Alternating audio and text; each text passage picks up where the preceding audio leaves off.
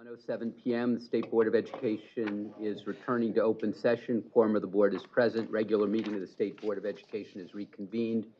Ms. Evans, are there individuals who wish to address the board during today's meeting? Yes, there are people who have registered to provide public comment today, and I will review the rules. Each speaker will be limited to 3 minutes to address the board, and I will keep track of time.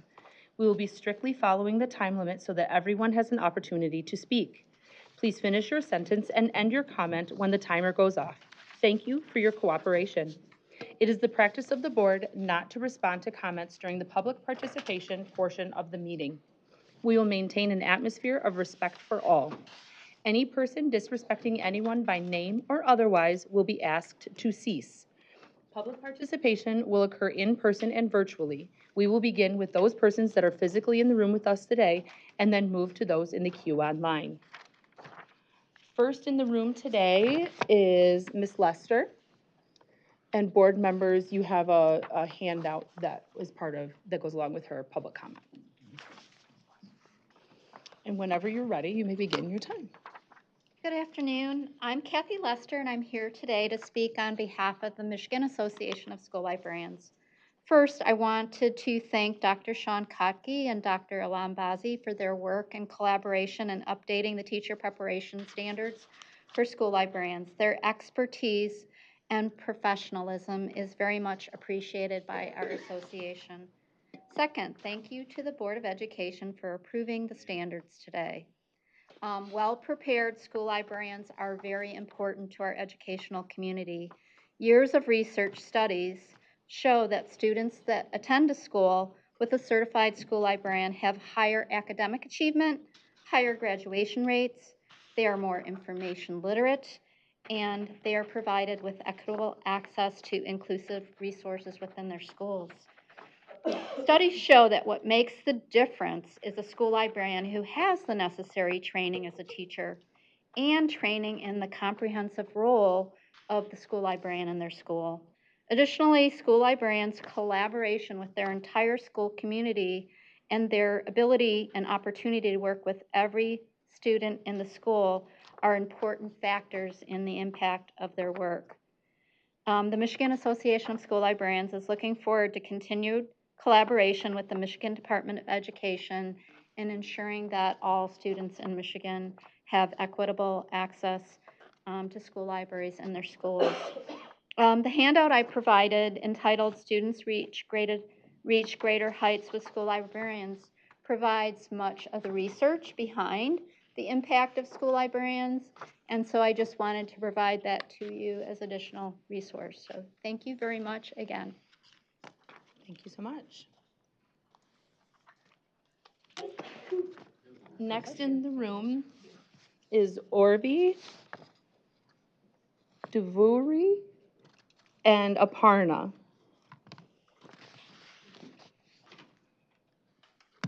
They're going to each have 3 minutes, but they're going to support each other and be at the table at the same time.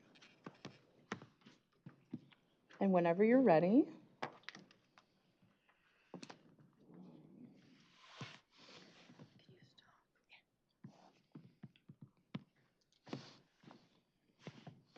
Good afternoon, Superintendent and board members. My name is Aparna Divakarla. I'm the founder of Syllogist Learning Solutions. We are a social technology startup enabling online education and also democratizing high-quality instructional resources.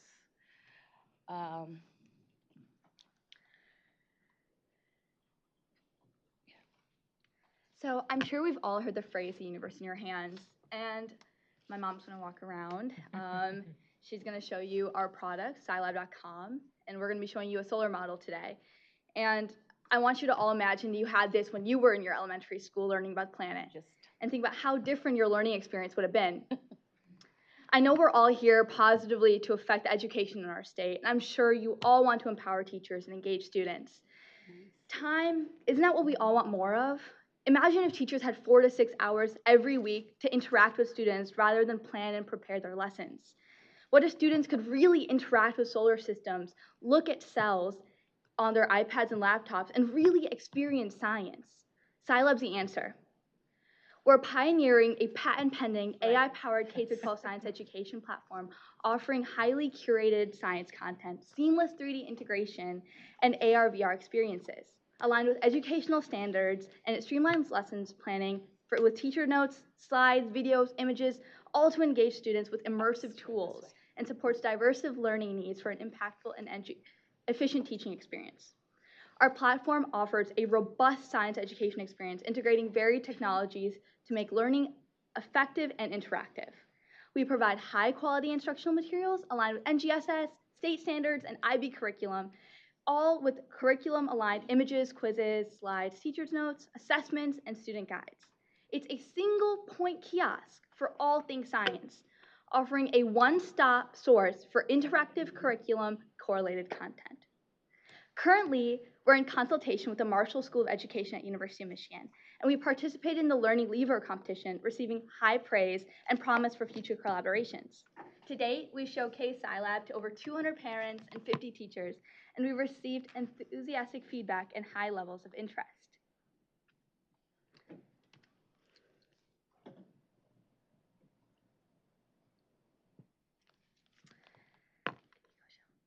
So SciLab is basically designed to empower teachers, engage students, and streamline the educational process. I'm excited about the journey ahead and the potential impact SciLab can make in revolutionizing K-12 science education. On a personal note, I'm a proud alum of the Michigan school system, and I'm currently a junior at the University of Michigan majoring biophysics and economics on the pre-med track. I'm proud to serve our country as a member of the U.S. Army's Medical Brigade, and beyond my professional and academic life, I am a second-degree black belt at the University of I'm a second-degree black belt and a medalist at the World Karate Championships. My passion for education comes from my positive high school experience. Will you guys be able to switch? Do you want to keep going while she's walking around? Yes. Okay. For my positive high school learning experience and the wonderful teachers and supportive parents that have helped me get to where I am today. Just a few years ago, as a high school student amidst the COVID era, I found myself privileged to have access to the plethora of learning resources that we offer at SciLab, thanks to the efforts of my mother, who's also an engineer. Her commitment to curating our diverse curriculum correlated content from various sources not only supported my high school academic achievement, but it also allowed me to concentrate on learning, not just figuring out how to learn. This personal journey is what sparked the inception of SciLab, and it's been 3 years of hard work and dedication, and we're ready to launch in September of 2024. Our team's goal is to bring the power of SciLab to the hands of every student and teacher here in Michigan, and we look forward to having your consideration. Thank you.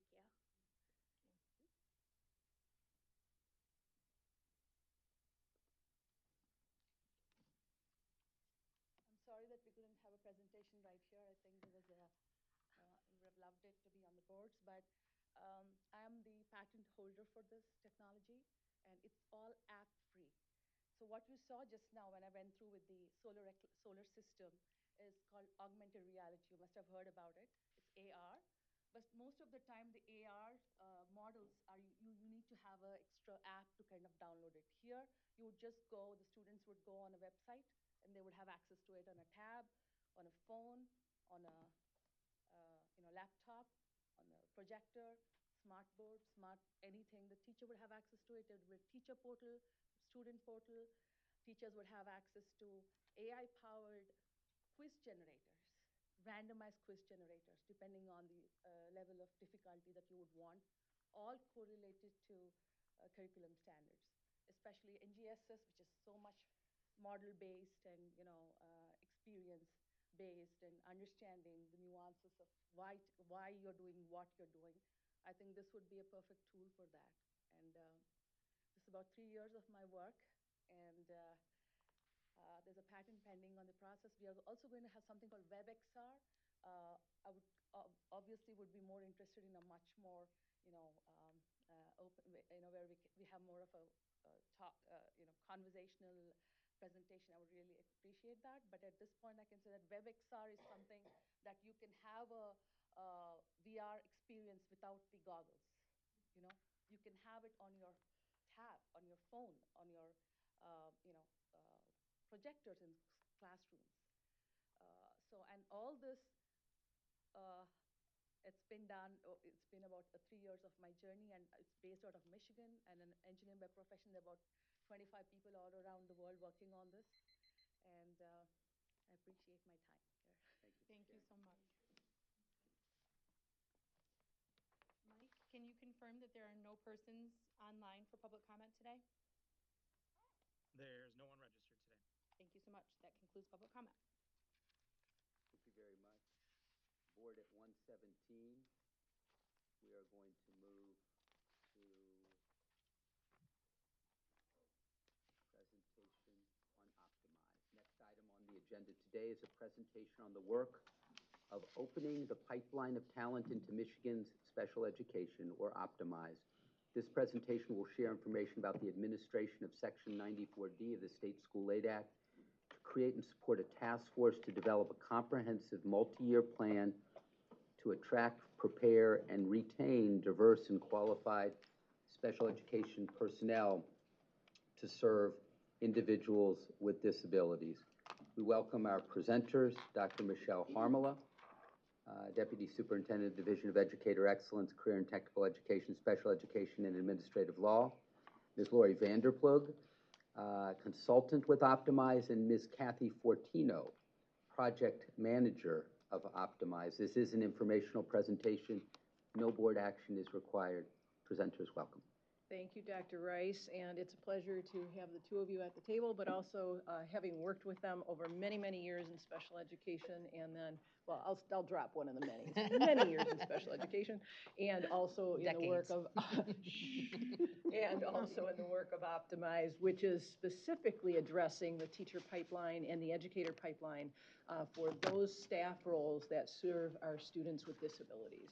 So I'm going to hand it over to Lori Vanderplug, who will lead you through the work of Optimize. Great. Good afternoon, everyone, and thank you to Dr. Rice and Dr. Harmala and the board for allowing Kathy and I an opportunity to give you a little bit of an update. So just start off real quickly that this is called Optimize, and this is opening the pipeline of talent into Michigan special education. And so when we're looking at this piece of it, under 3 buckets of attract, prepare, and retain, we're looking at it as an educator shortage issue. So it's going to be inclusive of special ed teachers, paraeducators, special education administrators, looking with building leaders as well, institutes of higher ed faculty. So anyone who touches the lives of individuals with disabilities in Michigan would be part of the study and the work that we are currently doing. So I'm going to just start here. We have a website. It's called optimize.education, and we highly encourage you to take a look at that. It's our portal of transparency.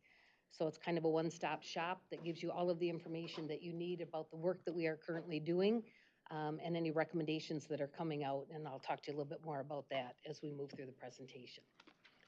As Dr. Rice says, this was legislatively driven, and it is a multi-year project. It actually has an expiration date of September of 24.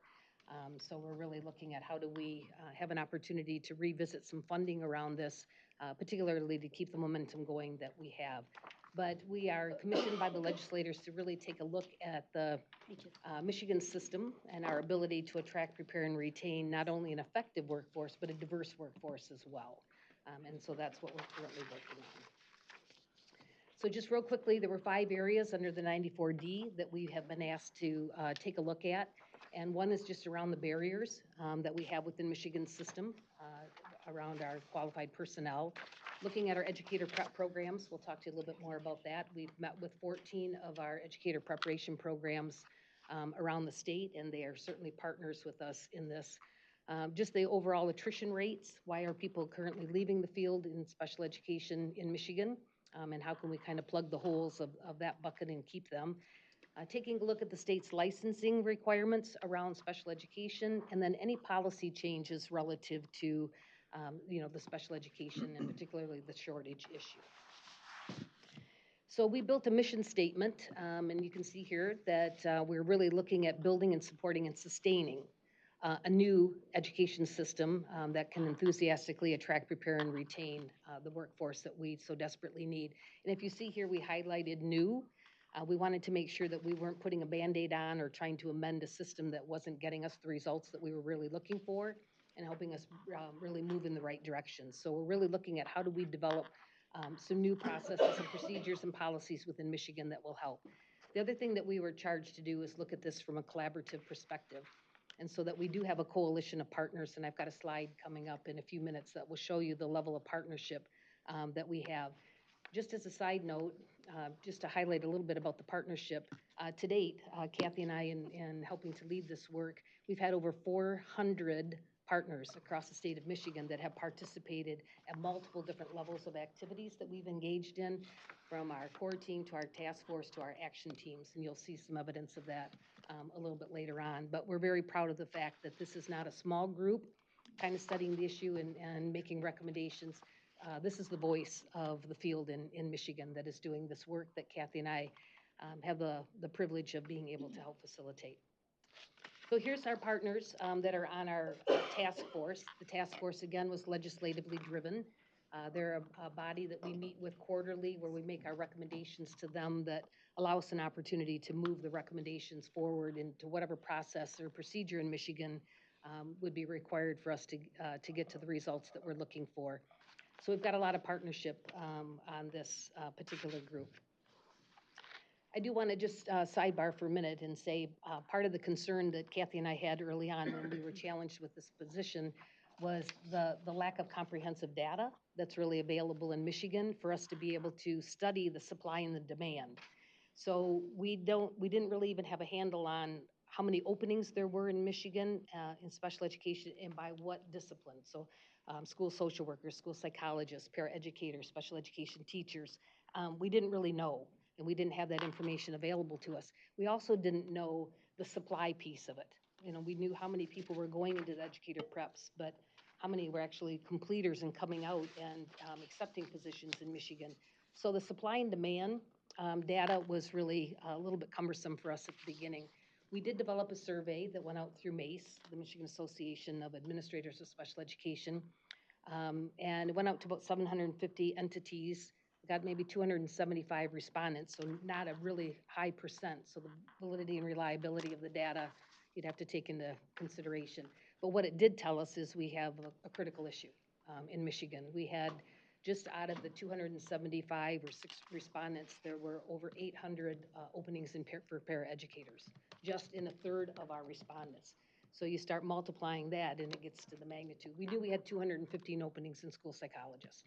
So it gave us some indication to help us move forward, but we do need to take a look at Michigan's system and how can we pull in more data to really help us looking and analyzing the issues so that our recommendations align with the right need. So we're looking at this project under 3 buckets. We're looking at it on how are we attracting into the profession, how are we effectively preparing the candidates that are going through our preparation programs, and then what are the strategies and supports that we're putting in place to retain them. And if you saw on the task force, attrition was a huge issue. And it's an issue nationally, but it certainly is an issue in Michigan as well. And then we wanted to make sure that we were cognizant of the rural, the urban, and the suburban areas, that while there are like needs around educator shortage, they're all experiencing shortages in all of the areas of special ed.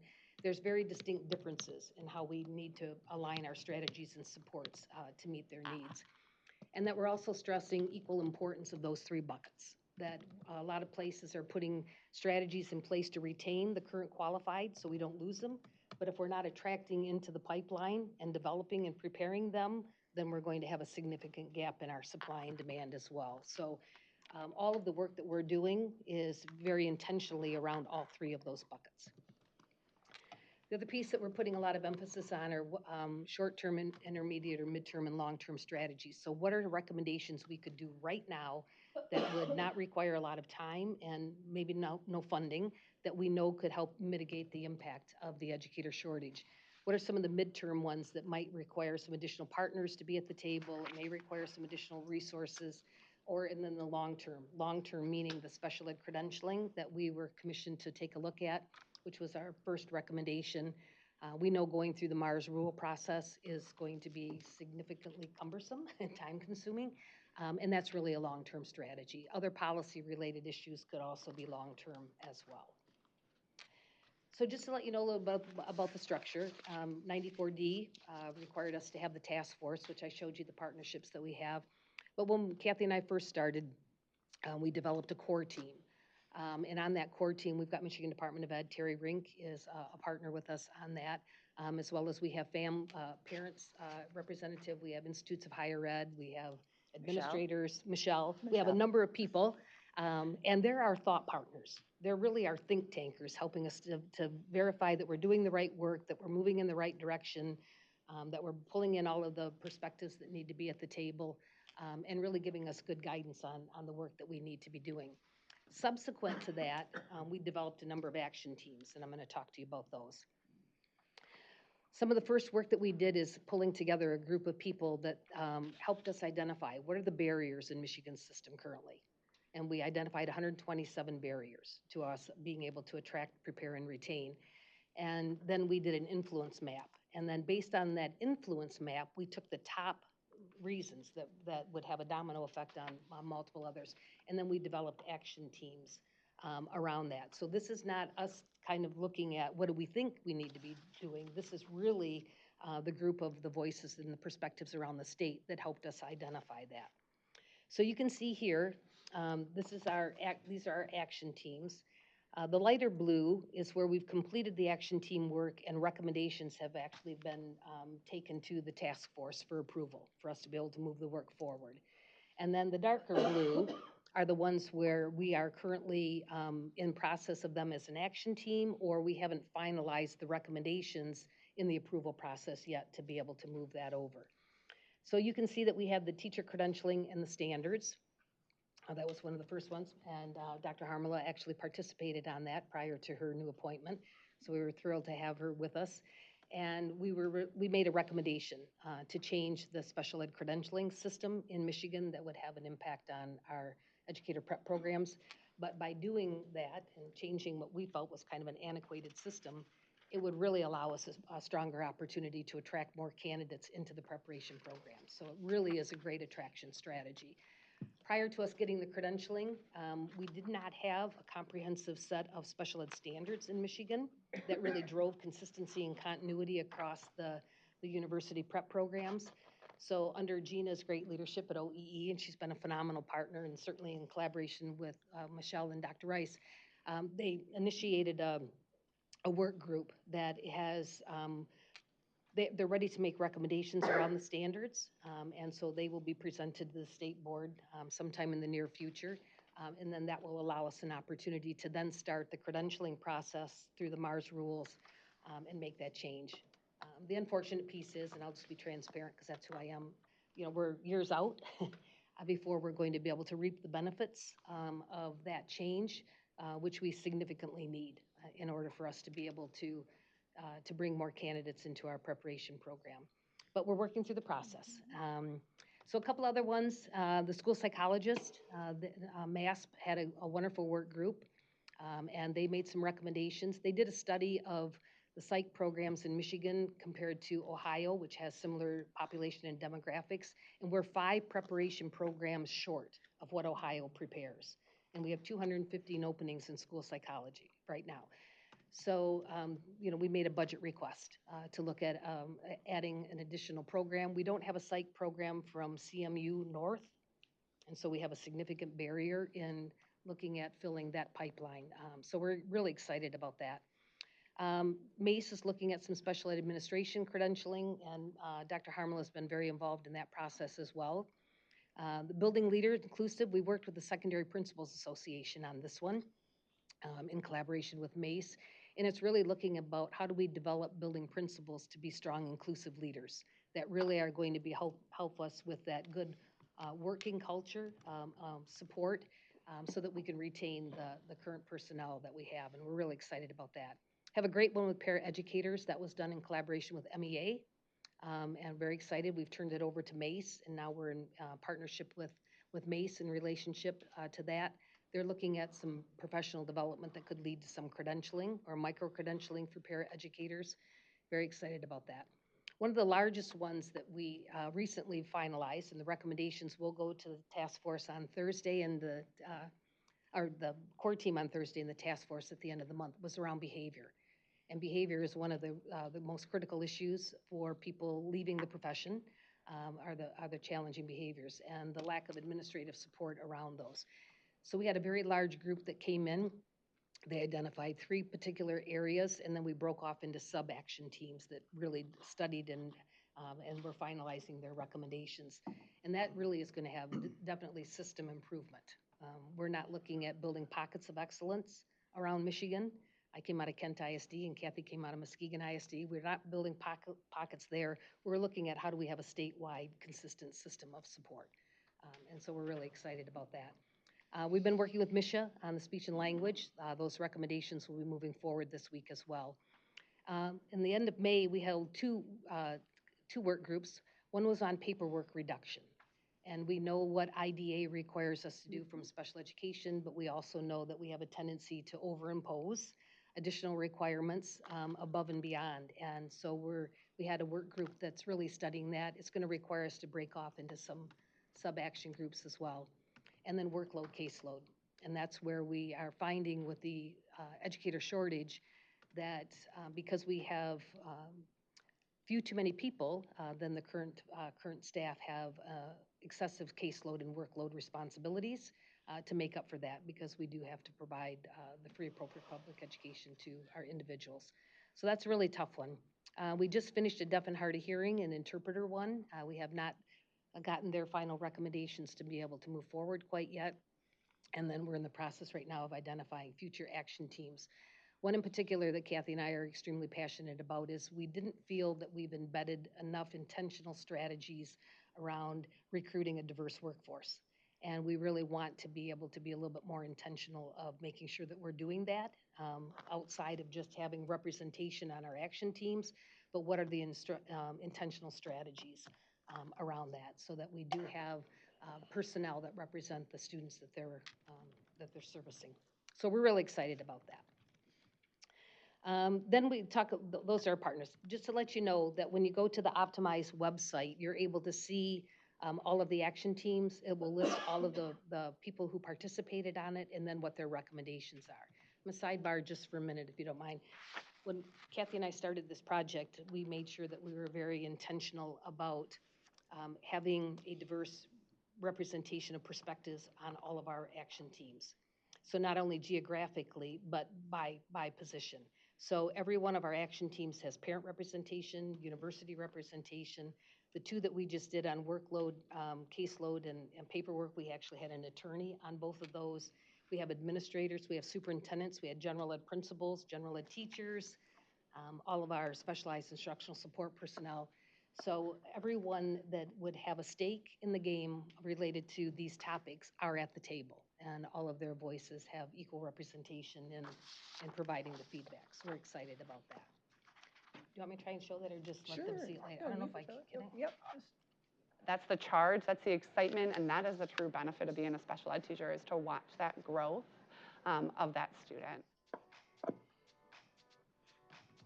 They make one step, make themselves better. And it's like, oh, if they can do one step, they can do 100 steps, and I can help them with that. In high school, I did the Links program, and I just fell in love with working with the kids and helping them and building that connection. In finding those solutions, you have to put some weight behind it. We're going to get there. We're going to make sure these babies have what they need. And so you've got to put that investment of time, talent, and research to make sure that happens. You have to have a passion for it and a love for what you do. So I feel like it's kind of like a first exposure to special ed really hooks people. If you are passionate about it, like, you just need that exposure to kind of ignite that passion and realize that that's what you want to do. We talk about it at dinner time, and we talk about it with other people who want to become educators. And we can't believe that what we're doing is being paid for, because we love it so much. It's our mission, it's our love. It's a great career. It's a great opportunity to help others. And if you're interested in being of service to all mankind, then consider a career in special education. All of those different professions all come together to form that team to wrap around that student. So they're all great professions, all for that same purpose. Everyone is a part of how we provide for and the pathways that allow for our students to thrive. You really don't like your job, do you? I love it. So just a little context for that. We have contracted with CR Marketing here in East Lansing, and they're helping us to develop a Elevate the Profession campaign and to change the perception of what it means to be a special educator in Michigan. So they started off going to many of the different conferences around the state and then just doing storytelling. So we have a lot of individual storytelling. They happen to cluster these together just for one. But those are what goes out on social media. And people are able to see people that are very passionate about being in the profession. And I'll show you a little bit more about our social media coming up. One piece that I think Kathy and I are really proud of is when we were looking at the attraction strategies, there's a lot of emphasis around looking at career changers. And people that might want to come into special ed or picking gen ed teachers that could get a special ed endorsement. And we have a very intentional campaign around recruiting high schoolers. And I'm going to say it now, but you'll be able to see it in evidence coming up. We actually are on Snapchat through social media. And we have had 25,000 13 to 17-year-olds that are following us and that have actually gone to our website. They're almost the top clickers on our website, searching the professions, searching the universities, and then going to our job board to see how many job openings there are in Michigan.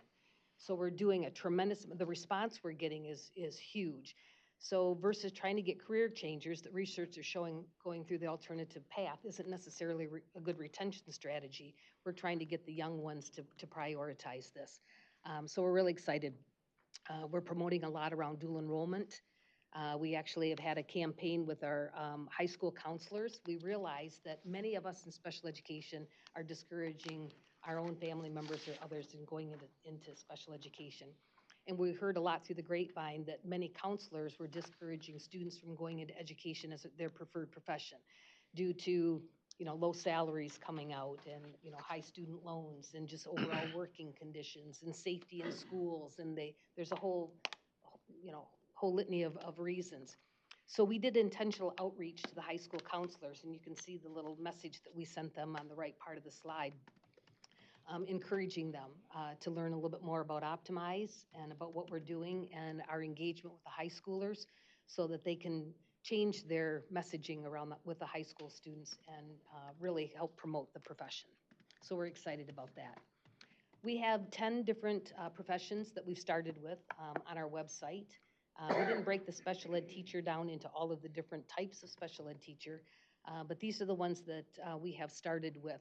And what we did is we have those professions, and then you click on it, and it will describe what a school psychologist does, and then you can click on the colleges and universities that have the preparation programs to really look at what does it take to become a school psychologist, and then you could actually click on the job board and see all of the openings there are. So that's that one-stop shop that I was talking about. You learn about the profession, you learn where you could go. We actually have links to scholarships and funding. We're going to add the Grow Your Own in there, programming, so that they can access the funding to encourage more special ed candidates to come into the profession as well. Very excited about that.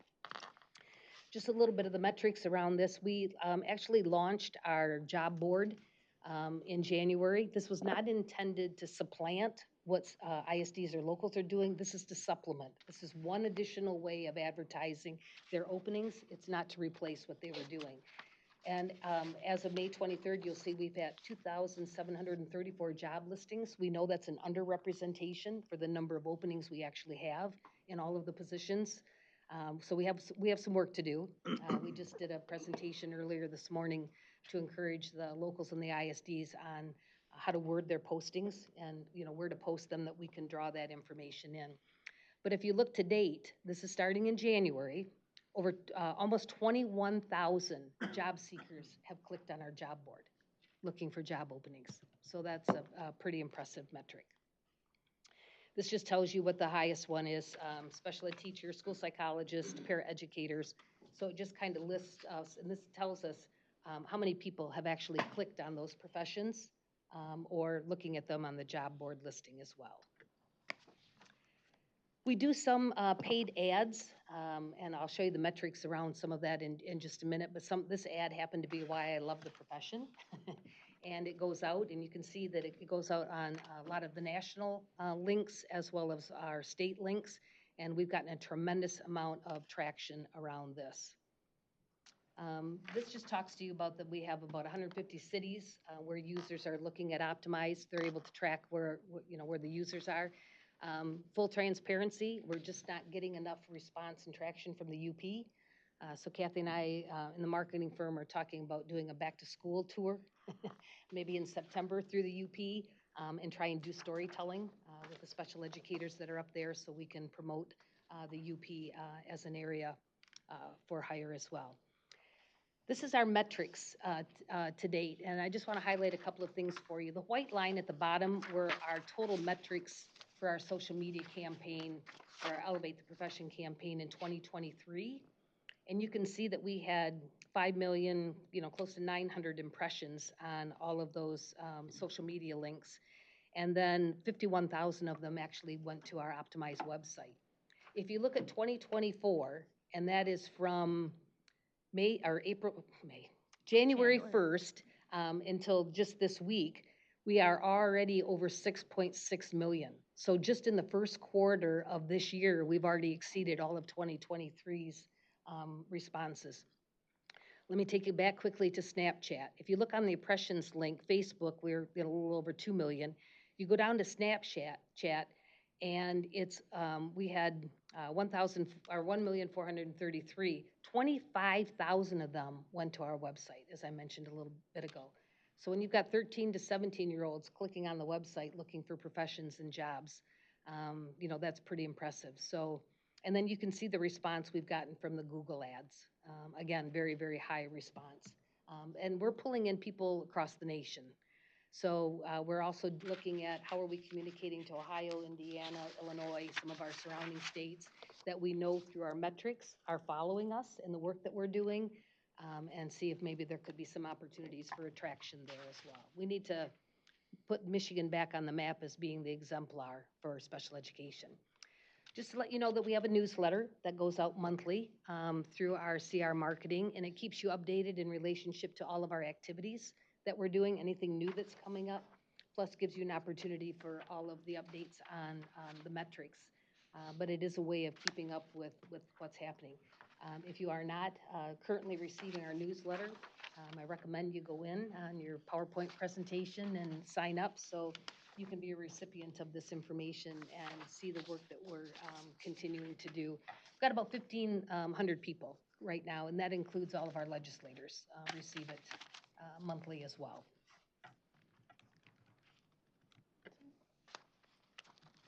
I talk fast. Okay. But we could keep talking. We could get, well, we have a lot to say, but I'd like to stop there and see if you have any specific questions, or Dr. Rice, if you have anything that you would like to add. But this is just surface level of actually the work that we're doing and the number of people who are participating. I do have to say we've built some great partnerships with all of the organizations, including the Department of Education, with the leadership here in the room, and with Terry Rink and her department, and Gina and OEE's department. So they've been great partners with us in this process, really helping us to move the needle and change the system. So we're excited about the work that we're currently doing. Very good. Thank you so much, presenters. We appreciate you. Board members, questions, comments, reflections? Ms. Lipton. Thank you for this information, and it really sounds like you're really tackling this problem very intentionally and really with a lot of vigor. Do you have any sort of thoughts on where you would like to be, and about what time it might take to get there? So in other words, have you thought in terms of, well, this is where we want to be in X number of years, let's say, and what continuing success might look like? So what would be wishful thinking for Kathy and I doesn't really align with the reality of our timeline. It's an odd way of answering your question.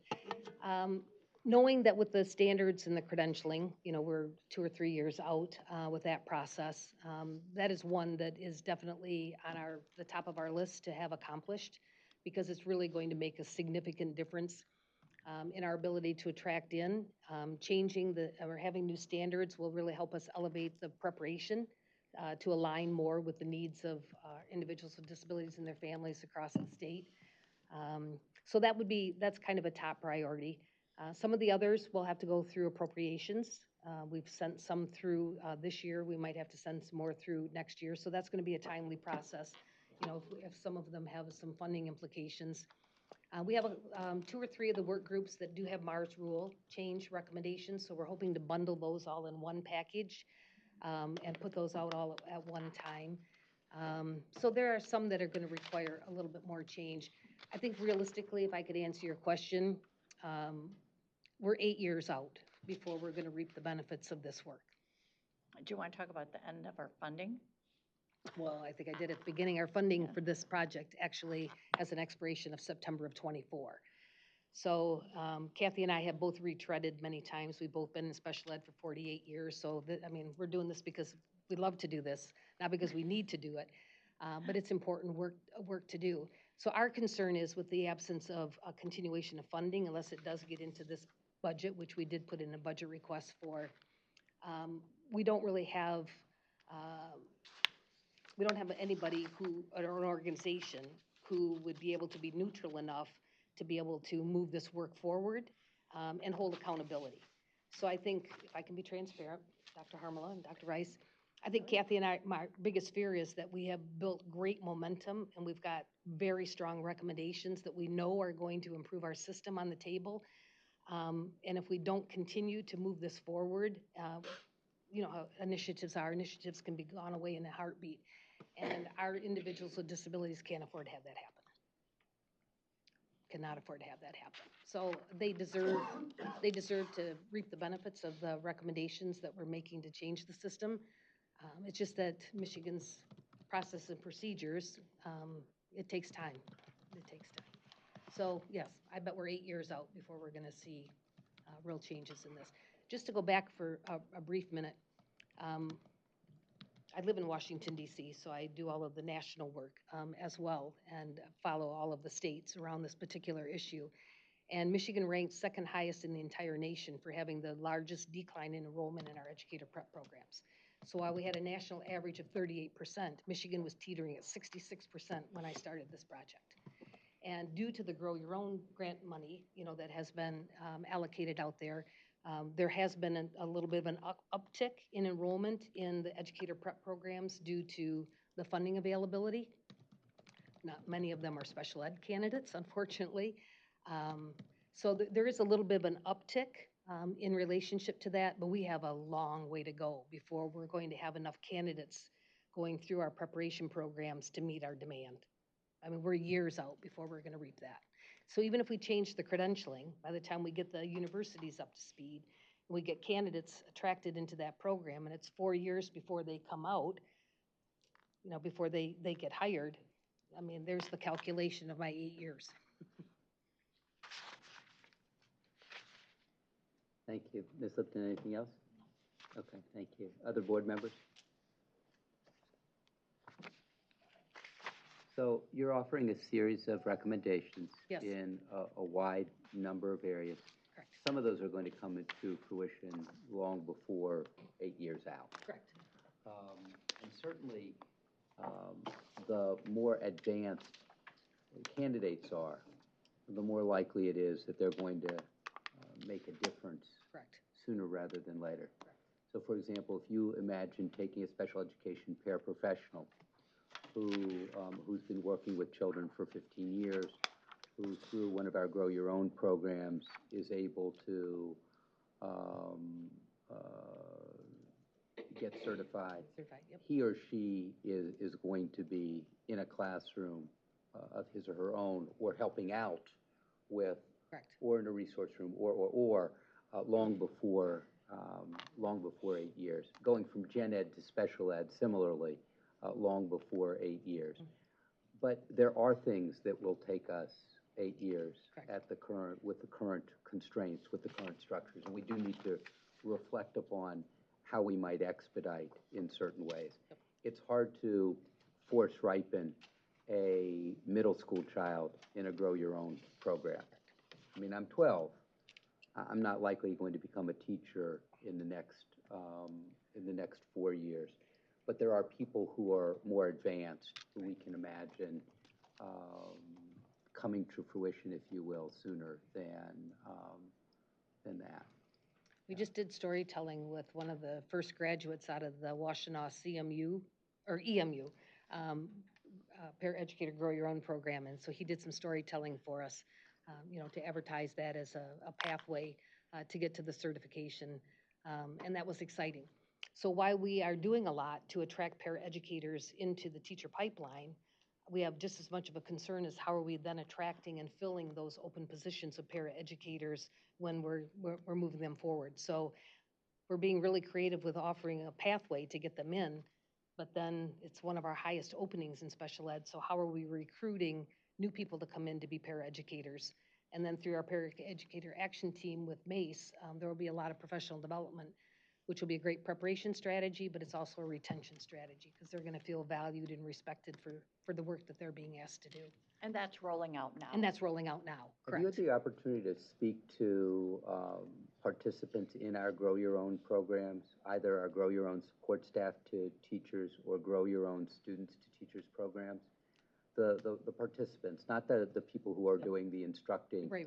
But in some cases, the young ones, and in other cases, people who are mid-career and they want to pivot, because you can make the case for in a different way than many can. You've had terrific careers in special education, and I just think some of this doesn't necessarily.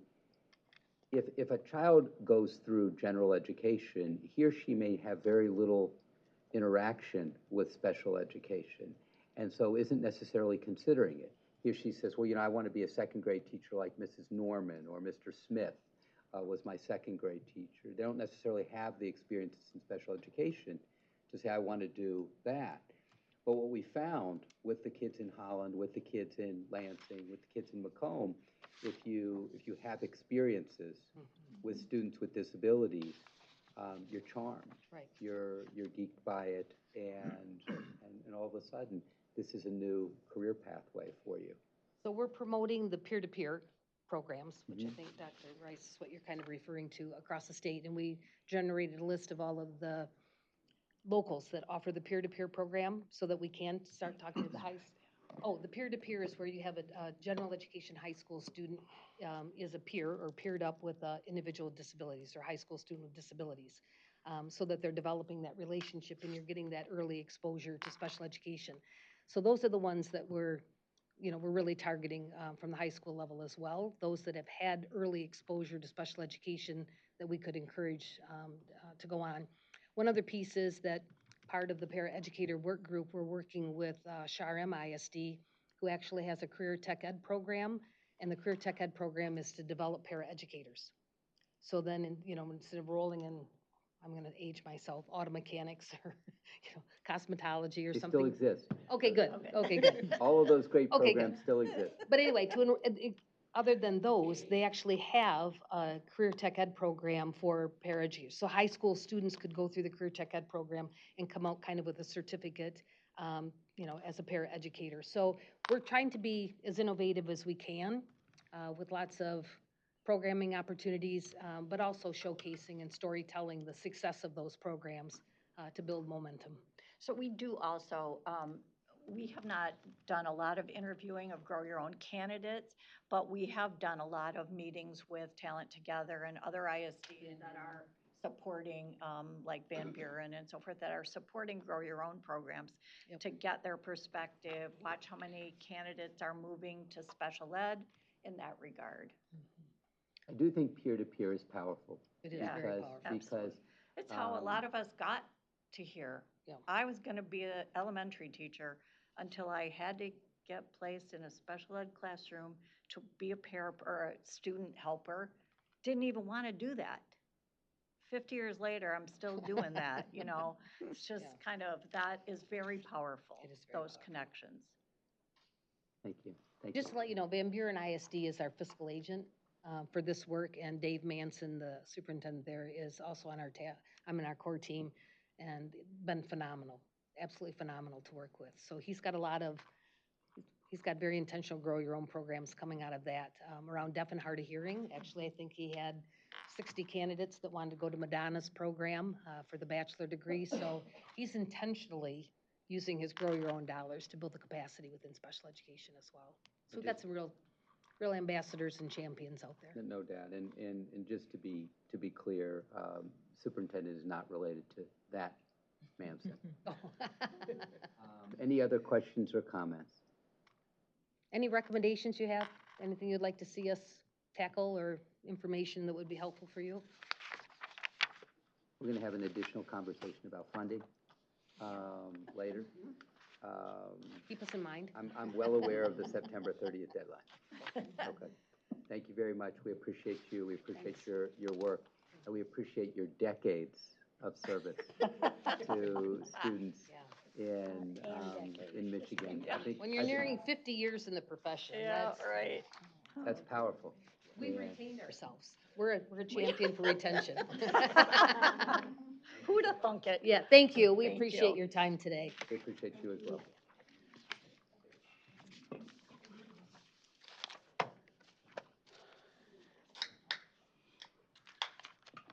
Word, it is that moment in the agenda that we have all been looking forward to, the report of the State Board President. Thank you. Let's see here.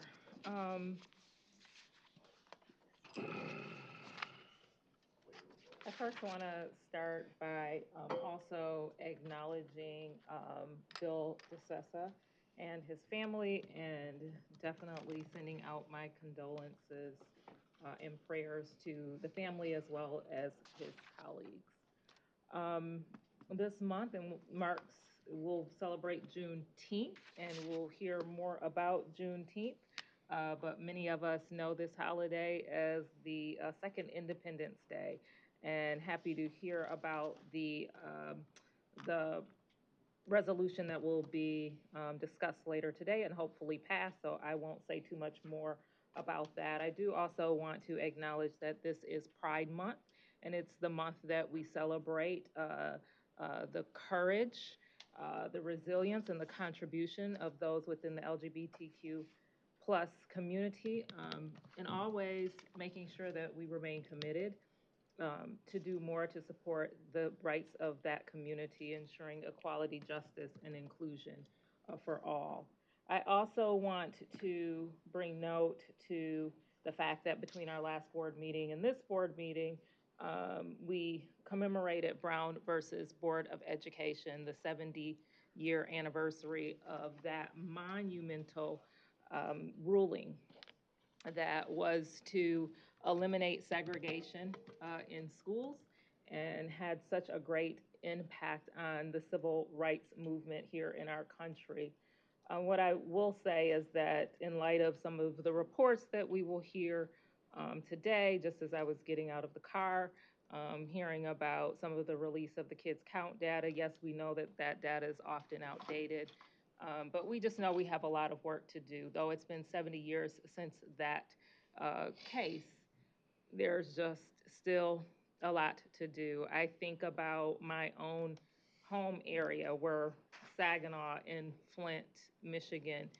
I live in the 8th Congressional District. In the 8th Congressional District, I talk a lot about the fact of the haves and the have-nots. There's a poverty level of less than 10%, which we don't want to see poverty anywhere or anyone impoverished, but those rates, when compared to the state and the U.S., are lower. But then when you look at areas like Flint, Michigan, and Saginaw, Michigan, those rates are around 36%, which are of the highest in the country. What you will also find there are some of the highest crime rates.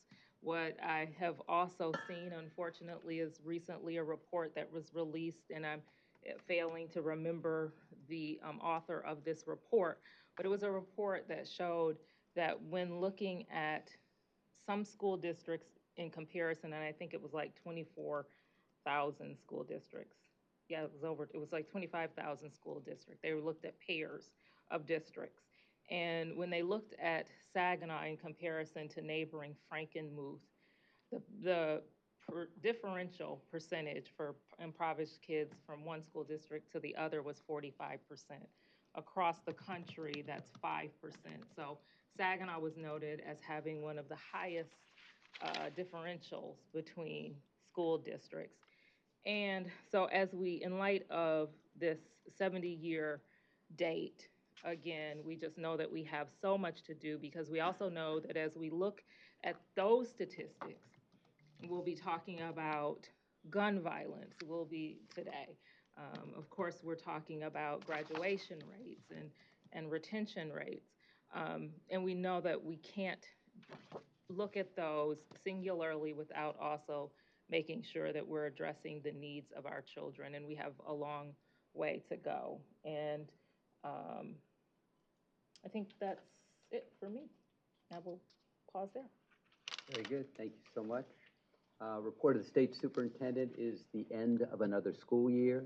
Congratulations to our graduates, including those at the Michigan School for the Deaf, whose graduation Dr. Pritchett and I were able to attend last week, along with Dr. Harmala. It is always a joyous graduation, not the largest graduation in the state, certainly, but a joyous graduation and a unique graduation as well. Students and staff, the summer is a good time to rest up, but also to read. Children who read during the summer are more likely to continue their reading progress. Children who do not read are subject to summer slide, not simply in reading, but also in math as well. There are 180 school days minimally, and in many cases maximally, in the state of Michigan. There are 1,098 school hours. Not that anybody's counting, but that's 12.4% of the 8,760 hours in a year. It is a skinny year. It is too skinny a year. And we need to continue learning into and through the summer. I'd like to update the board on the K-12 literacy bills that we've talked about. Sometimes they're referred to as the dyslexia bills that have been under consideration by the House Education Committee. Committee took testimony last Tuesday. It took testimony today as well. Our team, led by the venerable Dr. Carnell, and including Dr. Saylor and Dr. St. Martin, testified last week in support of Senate Bills 567 and 568, and shared how the legislation would help children who have characteristics of dyslexia. The MDE team made it clear that these bills represent significant steps in helping support all students in reaching their full literacy potential. With the addition of the department-developed Michigan Dyslexia Handbook, we support these bills. Our team shared with the committee how crucial it is for legislation to pass to improve literacy instruction and intervention associated with identifying the characteristics of dyslexia.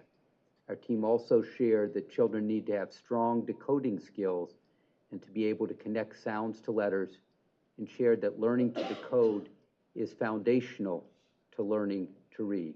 It is not all that there is to reading, but in the absence of the ability to decode, there is no substantial reading that takes place. If passed and signed into law, the legislative changes would build upon the supports in the Read by Grade 3 law by requiring all students in kindergarten through third grade to be screened for characteristics of dyslexia 3 times per school year, requiring students in 4th through 12th grades who demonstrate certain behaviors to be screened for characteristics of dyslexia, requiring school districts and charter schools to ensure that a reading intervention program is provided to any student flagged as showing characteristics of dyslexia on a screening assessment, and to provide intervention using a multi-tiered system of supports network, which is a collection of research-based strategies designed to meet the individual needs of the whole child.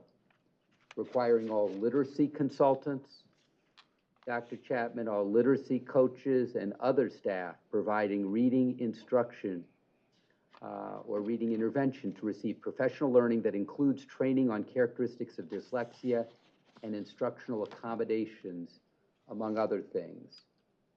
Providing clear reading and intervention instructional methods, ensuring teacher preparation programs and alternative teaching programs align coursework so candidates have the knowledge needed on characteristics of dyslexia and instructional accommodations, among other attributes. At the hearing, there was moving testimony in support of the legislation from children with dyslexia and their parents. If you are living this, you have a special feeling about it, or you certainly should. Legislators on the committee exhibited bipartisan support. That's different from the feeling in the field. But legislators on the committee exhibited bipartisan support. As state superintendent, I feel that nothing is more important now than passing legislation to improve literacy and support children with characteristics of dyslexia. We will continue to strongly advocate for children who are struggling to learn to read. We have a special responsibility to do better in early literacy, which is so fundamental to success in all other aspects of school and, by extension, all other aspects of life as well. Our kids deserve better, particularly those who process text differently. State budget is very much in flux right now. We are working on the fiscal year 25 state budget. We have the governor's executive budget recommendation, the House budget, and the Senate budget. They are all actively under consideration. Targets are being set as we speak, and ultimately there will be a determination category by category of state budget of how many dollars there are, and there will be determinations in conference committee about how to cut up those dollars. We've been in close contact, Dr. Kennedy, Olivia Ponte, staff from MDE with legislators and legislative staff, the governor's team, including the state budget office, bless you, and many others on legislative recommendations. There was a report put out this week, as often happens with education reports. This report shared with us the very best of dated data. It shared with us old graduation rates, old reading rates, old math rates, old chronic absenteeism rates, and then it rated the state in particular ways based on the dated data. I understand the desire of entities to rate and to rank, but it would be super special if just once we had a study, Dr. Pritchett, that was actually timely produced, and that we didn't hear about what our graduation rates are in 2024, which are in fact 2021 graduation rates, and which in fact represent the nadir, no Ralph intended, of graduation rates in the state over the last few years, a plummet from where they had been pre-pandemic, and superseded by increases, Ms. Tilley, over the last 2 years. So we appreciate data, but we also appreciate timely and up-to-date data as well. Juneteenth is next week. It's a signature holiday. It's a signature moment to learn more about our history in the country. Loving versus Virginia's anniversary is tomorrow. And for those of you who like history, I certainly do, Loving versus Virginia was a U.S. Supreme Court case, 1967, which declared unconstitutional state laws banning interracial marriage. It's interesting that you'd actually have to have a Supreme Court case that declared unconstitutional state laws banning interracial marriage. The only reason you would need such a Supreme Court case and a Supreme Court decision is because many states for years declared illegal cross-race marriages. Loving versus Virginia isn't a 150-year-old Supreme Court case. It's not a 100-year-old Supreme Court case. It's a Supreme Court case within my lifetime. It's from 1967. So if you wonder if we've made progress as a nation, there are a whole lot of ways to define progress. And in some cases, we've made progress, and perhaps in other cases not. But certainly, in terms of who you are permitted legally to love, and by extension to marry, we've made progress in this country. At 2:12, we are going to vastly upgrade our agenda. Is there any way we can ask questions about your report? Sure. I guess what was missing was anything about the Office of Civil Rights and the litigation. And as I read the Bridge article from yesterday, I was just stunned that we really, as far as I know, had no idea that all these stonewalling and, you know, saying you're going to meet with them, and then the federal government regarding the special ed and how they were treated during the COVID and compensatory services. I don't think we were alerted to all the stonewalling and saying we were going to meet and then cancel the meeting and all these different letters of impasse, letters of impending enforcement. And, you know, just I mean, the article and then the litigation is stunning, or the report from the OCR. You know, I mean, I know that, you know, that you report to us, and we don't necessarily aren't told of everything that's going on, but I mean, this situation could be hundreds of millions of dollars, and not just, actually, I shouldn't have led with the money, but what we did to these kids during COVID and are just denying and stonewalling while these kids age out of a high school and, you know, or beyond. I don't know, I'm surprised that we never got a superintendent's report talking about what's going on, and maybe now you can just say it's in litigation and I can't talk about it, but there was a lot of time leading up to it that we could have been engaged in talking about it, and it's just, I don't know if you can say anything about it. I'm asking if in your superintendent's report, if you can address it, because I think it's a very large issue. It could become an incredibly large issue, but it, you know, just I would encourage everybody to read the Bridge report, or Bridge article, and the report that is linked in it, and that Marcy has sent to us, because it's just it's just a litany of stonewalling and not admitting and, you know, suggesting that here's what we're going to do, basically nothing compared to what the OCR was saying. So I'm, you know, as far as a resolution, I'm asking at this point because I would have hoped that it would have been in prior superintendent reports. I don't know if you can say anything about it now. It is a pending legal matter. And it wasn't up until, I mean, you could have been telling us about this. It was very much a legal matter. And there was not the opportunity to share in a more public way. We will be responding to the allegations of OCR. We do not agree with them. The next item on today's agenda is the presentation by the Michigan Teacher of the Year. We welcome Ms. Candace Jackson, the Michigan Teacher of the Year, third grade teacher at Mann Learning Community, Detroit Public Schools Community District. This is an informational presentation and no board action is required. Ms. Jackson.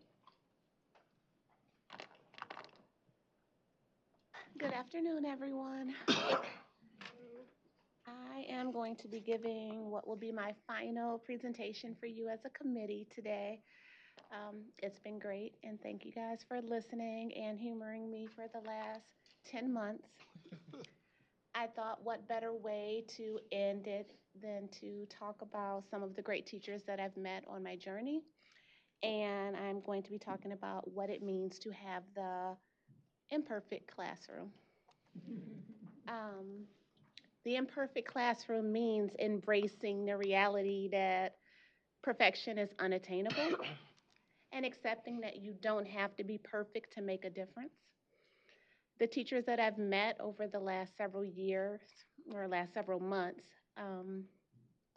are teachers that are able to learn from their mistakes and show their students that being human is okay and that it's okay to create a classroom where everyone feels safe being themselves. They encourage their students to try new things and they celebrate progress over perfection. They inspire their students by being authentic and showing that learning is a journey of ups and downs. And they embrace their uniqueness and allow others to be their authentic selves. They create environments of trust and openness. This photo up here was taken on Pi Day. You can see my Pi Day t-shirt. It's kind of like a holiday for math teachers. And I was not able to secure 400 pies for my students, although I wanted to, but I could get cookies. And if you look at the picture, the students are all smiles because they were so excited to measure the circumference of a cookie, even though I couldn't get them pies because they don't care about whether or not I'm perfect or whether or not we had pies. They were just happy that we got to go outside and do a Pi Day walk around the grounds of the school because children care if you are real, not perfect. I was honest with my students. Again, I could not secure all of those pies, but they loved me nonetheless. So the ideal of being perfect prompted me to survey all of the teachers that I've met over my journeys, a lot of the regional teachers of the years, and the different teachers that I've talked to as I've gone to the different schools, and I asked them, well, what makes your classroom perfect? And the top 5 answers are on the screen. Most of the teachers that I surveyed listed creating a safe and inclusive environment as being one of the most significant things. By creating safe spaces, educators like Jennifer Sankmajor, who was here a couple of months ago, they cultivate a classroom environment where every student feels valued, respected, and empowered to learn. She creates an environment where the students feel respected and they are able to thrive academically and personally. Another big one was student engagement and collaboration. Educators like Dr. Pepin and Nicole Miner, they create environments that are dynamic and enriching, and the students are motivated and empowered and actively involved in their learning journey. And Brandy Clark, Region 2 Teacher of the Year, she exemplifies this collaborative learning as well, and you can see how engaged her students are in these photos. The Perfectly Imperfect Teacher also prioritizes social-emotional learning. Now again, I polled all of the teachers. I sent out a little survey, asked them what makes your classroom perfect, and all of them said social and emotional learning helps to make their classroom perfectly imperfect. Educators like Vanessa Robert and Jamie Hylaski, they create environments where their students feel supported and empowered and equipped with the social and emotional skills needed to succeed academically and thrive professionally. Vanessa Robert came here last month, and you all met her, and I mean, she brought us Play-Doh and everything, and I think when we all left, we felt very much supported and loved. Another topic that resonated with the cohort was how can you get SEL involved into your classrooms? And not just when you're doing a social and emotional lesson, but incorporating it into all of the things that we do. So one of the things that we decided as a cohort to focus on was SEL and creating a toolkit for teachers to implement and incorporate SEL into their practices every day. And I was so happy to have Stephanie Nielsen on my team because the work that she did on our toolkit was phenomenal. Perhaps most importantly, though, was the ideal that we should have high expectations. Having high expectations make our classrooms perfectly imperfect. Teachers who set high expectations by providing necessary supports and guidance and resources like Lori Richards and Bridget Silva, they empower their students to meet their full potential, and they create a culture of excellence in their classroom. And lastly, most of the educators agree that a growth mindset is everything. By promoting a growth mindset among the students, educators can help transform imperfect classrooms into perfect ones. And by fostering a culture in the classroom that supports learning and resilience and continued improvement, you help those students reach their full potential because they realize that they can do anything. In the end, what I found was that there's no such thing as a perfect classroom. The teacher makes the difference, not the classroom. So as I give my final farewell and my final updates, I'll let you know what I've done over the last month. This past week, I had the honor to give the commencement speech at my former high school, which was absolutely a full circle moment. I had the opportunity to visit some imperfect classrooms. I went to Schoolcraft, Michigan, where I visited Jamie Hylaski. I don't know if you guys remember, she was here a couple months ago and she talked about how she incorporated SEL into the arts, and it was amazing. Like, I didn't get it until I got there, but I totally was engulfed in the world of art, and some of the artwork that her students did, it blew me away. You would have thought that she had Picasso in her classroom. I also got to go and visit my first and only site visit to a charter school. National Heritage Academy rolled out the red carpet, and I visited the scholars and teachers there. And then back at home, I coordinated and planned a multicultural extravaganza for the scholars at Man Learning Community. When I did the survey, what didn't make the top 5 was providing a culturally relevant experience. That was one of the choices, but it didn't make the top 5, but I think that that's so important.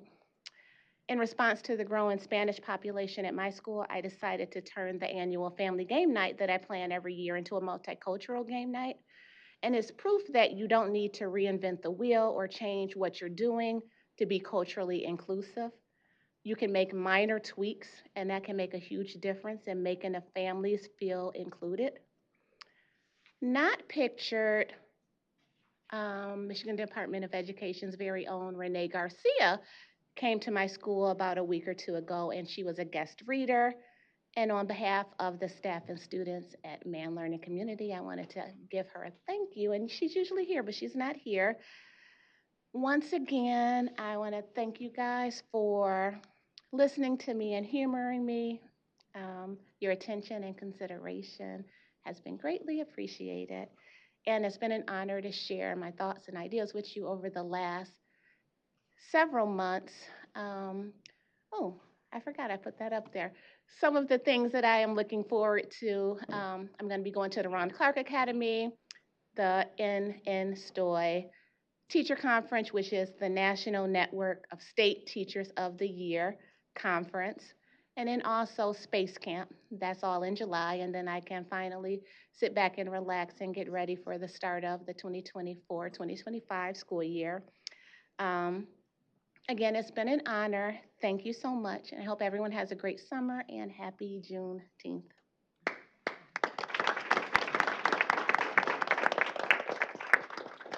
Thank you, Ms. Jackson. Does anybody have any comments or questions? Dr. Robinson. If being a Teacher of the Year means that you are being a teacher leader, you've done a fantastic job of that.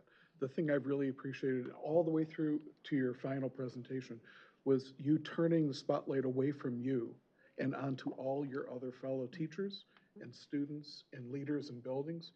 And that's just such a classy move, Candace. Not a lot of people would do that. And I just wanted you to know that I think all of us recognize that and appreciated it. And you are a leader, and we really appreciate everything you've done this year. Thank you, Dr. Robinson. Anyone else? Ms. Tilley? As you mentioned, SEL is extremely important, and not everybody gets that, but it has great benefits, and it's great that you were able to talk to the teachers and everybody felt those benefits in their classrooms. How can we better support SEL here on the state level? And then also, what are your takeaways from your experience? Is there anything that that you've learned that you want to share, and what's your advice to us to improve? That's a big question. I would say what I've learned is that, I visited schools from the UP to Southeast Michigan and Western Michigan and Middle Michigan, and the problems are the same at most of the schools, whether it's a rural school, an urban school, a suburban school. I think there's a disparity with the resources, but the problems are pretty much the same. I think that if, as a state, we could try and level the playing field more so that, like you said, we all recognize that SEL is important, but given that there's no mandated SEL curriculum, what one district may be doing is different than what another one may be doing. And not having the resources or not knowing what to do, I may realize that SEL is important, but I don't have the resources available to teach my students SEL, which is why, as a committee, me and my team, or not my team, but the team, decided to look at that. I think just so that teachers had something that they can use. So if I want to teach a skill, I would have that resource available to me. I realize that children are children everywhere. Teachers are teachers everywhere. And we all, I think as a whole, across the state of Michigan, we want what's best for the students. If we could all get on one page to say, to determine exactly what that is and realize that even though we have different approaches, that we all want the same thing, I think we'd get a lot further. Thank you. Other questions or comments for Ms. Jackson, please? I just simply want to say thank you. The pleasure has been all ours, and for your just spirit of excellence and just exemplifying what is out there for our students, and just knowing that we have educators out there such as yourself. And based on conversation that we had today, it just brought to light that the sacrifice of the students and the family at Man Elementary and those families. So we thank them as well for allowing you to come and teach us. So thank you. You're welcome. And thank them. Great job. Thank you, Dr. Pugh. Any other reflections? Ms. Tilley, to your question, there are materials that the department shares on social emotional learning. There are also modules with Michigan Virtual, that Michigan Virtual shares with educators across the state. To the issue of getting on the same page, different people call SEL or social emotional learning different things. Some people lean into different competencies. There are 5 competencies, as you know: self-awareness, awareness of others, self-management, relationship to others, and responsible decision-making. Some people lean into one competency over the other, some into certain sub-competencies over the other. And educators across the state are cognizant of the communities that they serve and how they can teach SEL. We agree that there's a value to a single lexicon, but we're also cognizant that there's so much diversity across the state. Board, may I please have a motion to adopt the resolution honoring Ms. Candace Jacken? Okay, so we have a feel like this is a jump ball too.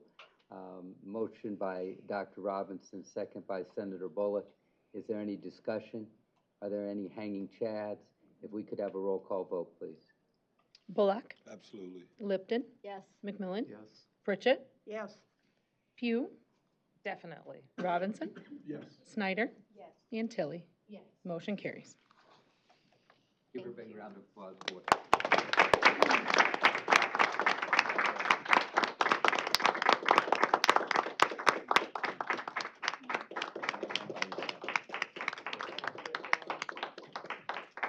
And board, can we gather around our Teacher of the Year? Can we do that?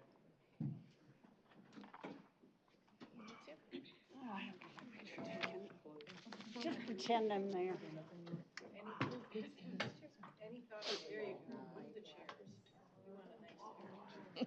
Smart people in the room. I don't know where the angle is. You know, I'm What's that? seeing a couple pictures already. It's terrible. You need the wide angle in. I'll widen myself out, as usual. All right, we got you. I'll take a couple quick ones. Thank you. She wants one with her phone, with her pass. Oh, right. With what? I'm sorry. Oh, yeah. Make sure the lens is clean. Actually, there's like a business card So right you here got something blocking poking it. right in there, yeah.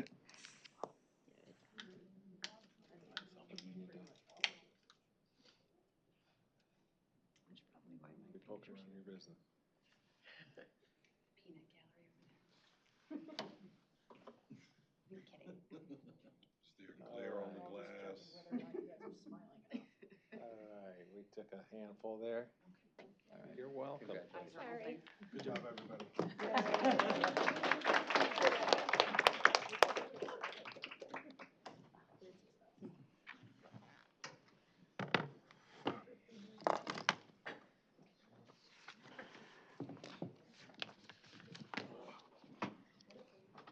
This is how I treat myself. Next item on today's agenda at 2:33 is state and federal legislative update. We'll now hear from Bob Wheaton, Director in the Office of Public and Governmental Affairs, and Dr. Cheryl Kennedy, Legislative Liaison in the Office of Public and Governmental Affairs with the state and federal legislative update.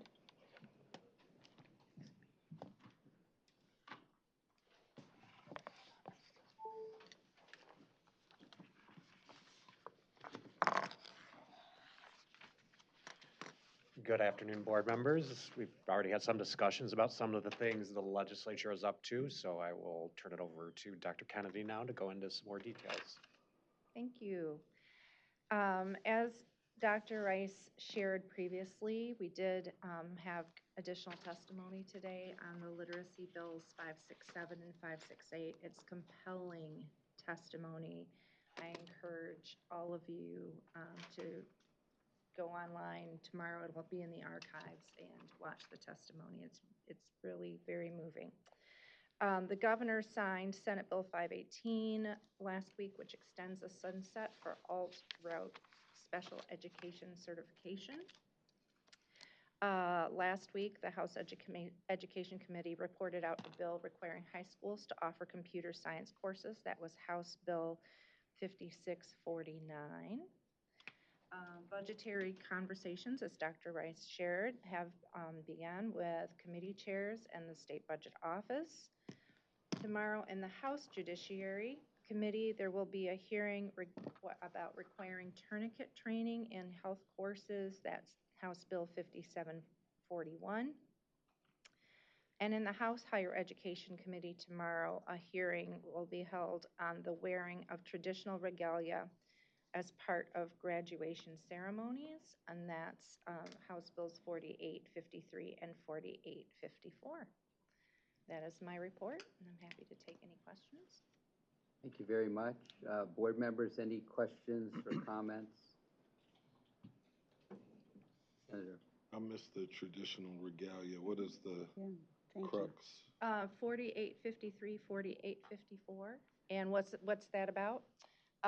That is to allow, and I'll just say that the substitutes are flying, so we might see a change in what I'm going to share, but the intent of the bill is to allow students with, from tribal traditions to wear, and tribal communities to wear regalia that are important to them and their culture at graduation ceremonies, both at the high. There are two bills, one for the high school level, one for the college level. So examples of those might be beading on their caps or on their robes, feathers, things like that.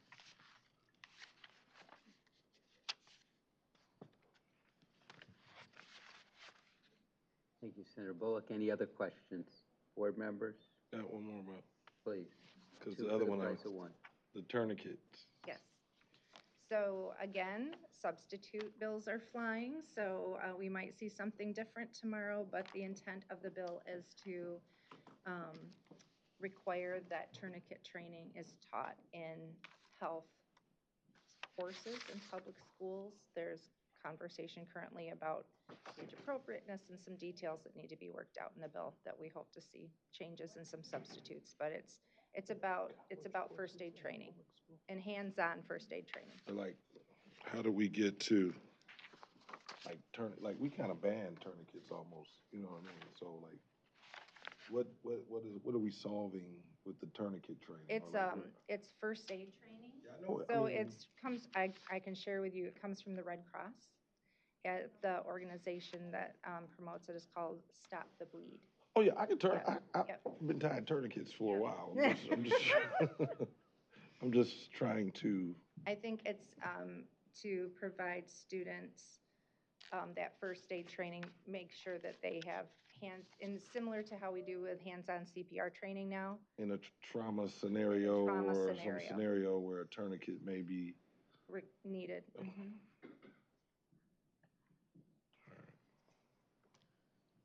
Who's the sponsor? Stop the Bleed and American Red Cross. Oh, who's sponsoring the bill? Oh, the bill is sponsored by, hang on, Rep Harris.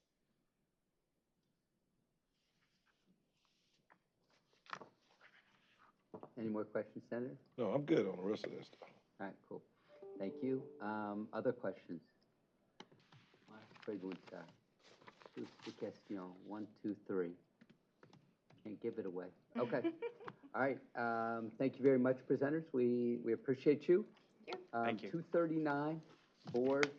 We are going to wend our way through resolutions. So,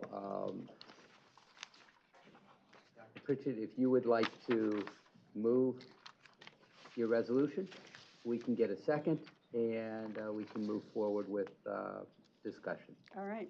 I move approval of the State Board of Education resolution in the aftermath of tragedies of Oxford High School and Michigan State University. Okay, we have a motion by Dr. Pritchett. Do we have a second? Second. Second by Ms. Tilley. Dr. Pritchett, to you to read it into the record and then to share anything else you care to share. All right, thank you.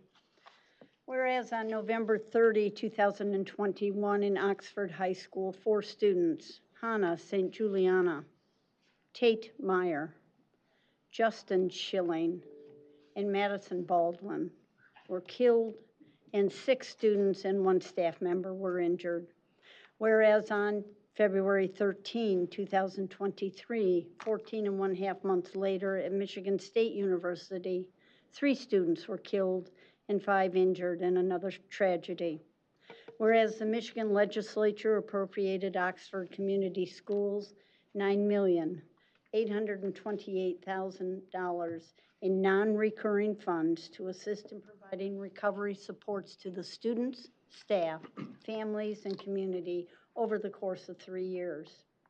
Whereas these tragedies, among others, have shown a light across the state on the need to do more associated with Goal 3 of the Michigan's Top 10 strategic plan to improve the health, safety, and wellness of children. Whereas the state legislature approved a FY24 state budget, and the governor signed that budget into law to provide $456 million for children's mental health and school safety, more than 10 times the funding for these purposes than in the FY19 state budget, an increase supported by the State Board of Education that has permitted the Michigan Department of Education to work with local and intermediate school districts to fund more than 1,000 additional helping professionals in schools than were funded 3 years ago. These positions include social workers, guidance counselors, nurses, and school psychologists. Whereas the state legislature has passed and Governor Whitmer has signed into law noteworthy gun safety laws since the 2 tragedies, including most notably safe gun storage, universal background checks, and red flag laws, legislative improvements supported by the State Board of Education. Whereas the Oxford Community Schools Board of Education contracted with Guideposts to do an investigation of the November 30, 2021 tragedy, an investigation that shed light on many details of the tragedy, but left unanswered questions of Oxford parents and community members.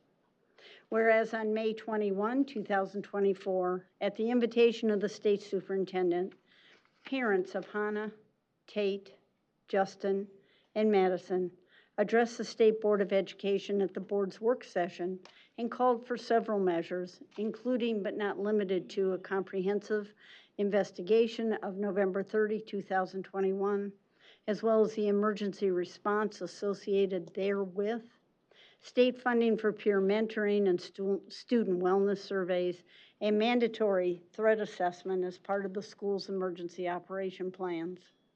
Now, therefore, be it resolved that the State Board of Education calls upon the Michigan Legislature to mandate and fund a comprehensive, independent review of the Oxford killings, including but not limited to relevant events before, during, and after the tragedy within the school district, community, and emergency response system. Be it further resolved that the State Board of Education calls upon the Michigan Legislature to pass an FY25 state budget that makes reoccurring all of the Section 31 AA funding for children's mental health and school safety to make explicit the ability to use these funds for wellness checks, peer mentoring, and additional helping professionals, among other uses. Section 31 AA, new in its current form in the state budget this year, is funded at $328 million, but is currently designated as non-recurring. Section 31N, funding in the amount of almost $113 million, is currently recurring and must remain as such. Be it finally resolved that the State Board of Education calls upon the Michigan Legislature to require suicide and threat assessment to be part of every emergency operation plan, and that threat assessment training be available in a train-the-trainer model for all districts in the state within 2 years of legislative passage and funding. We have a motion by Dr. Pritchett, a second by Ms. Tilley. We've had the resolution read into the record. Dr. Pritchett, is there anything else you'd care to share on this, or does this speak for itself? It speaks for itself. Okay, thank you very much. We appreciate that. Ms. Snyder. I move to amend the resolution to include in paragraph 9, after legislature to mandate and fund a comprehensive comma, and just one word, bipartisan, independent review of the Oxford killings. Support. So board, we're going to just it's a single word addition. We ought to be able to follow a single word addition without making photocopies. Yeah. Paragraph 9, comprehensive. Ms. Snyder recommends the word bipartisan, independent review of the Oxford killing. Comprehensive, bipartisan, independent review. Okay. Yep. So that's the motion. I support it, and you're supporting it. Would you like to speak to it, or does it speak for itself? It speaks for itself. Very good. Like Thank you. Please. Yeah, I think that if there's any hope for it to getting to the root of things and not have special interests kind of take over, and block and tackle and make it so that the truth doesn't get out. I think it has to be bipartisan.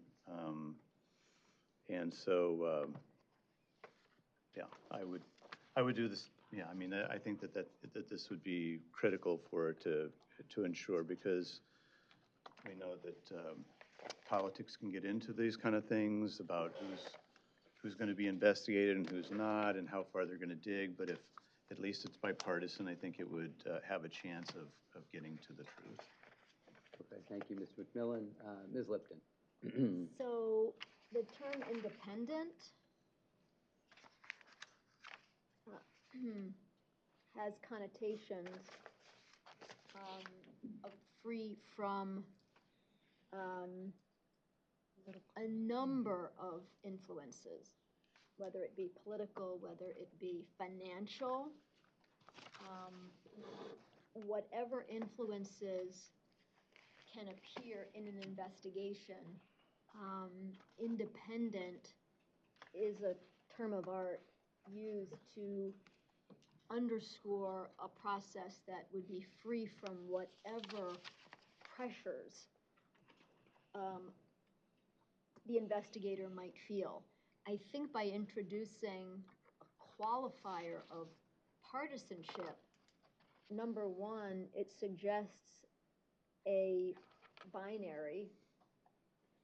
When you say bipartisan, it suggests a particular framework that oftentimes doesn't even exist in a legal and/or investigative framework.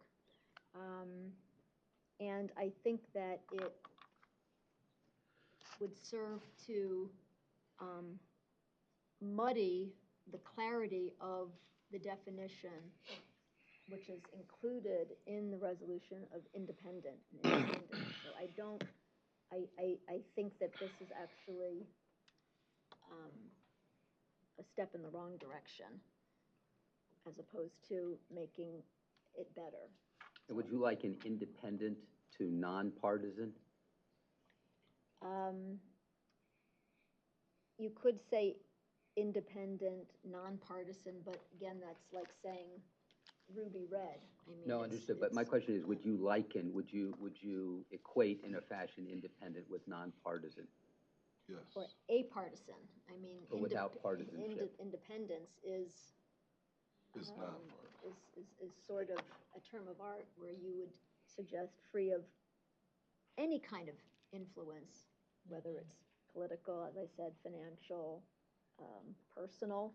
I mean, we all have different pressures, so independence would suggest the absence of any kind of external pressures that could influence someone's investigation and or decision.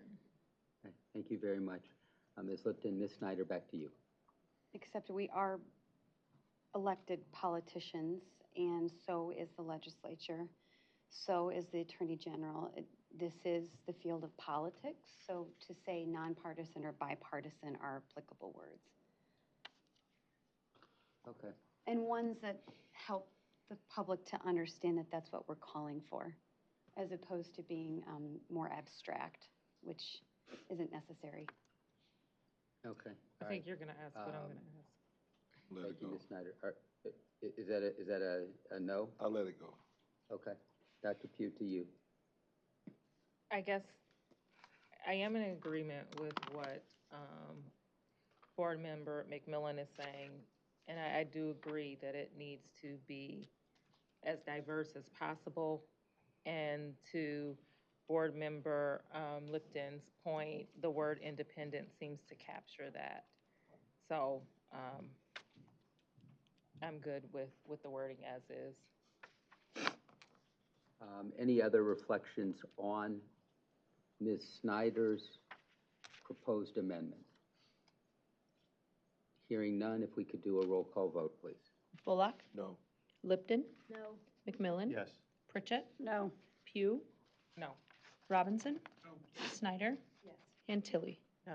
Motion fails. Okay, thank you very much. If we could have other recommended amendments, Ms. Tilly to you, and then Mr. McMillan thereafter. I want to suggest a few amendments from Nikki Snyder's first resolution that she drafted. I think that there are a few things in here that have merit and need to go into this resolution. There are some things that I don't necessarily agree with, but there are some things that I definitely What's your think motion? should go in. So, the sentence, in any circumstance where, this is the second bullet on the first page.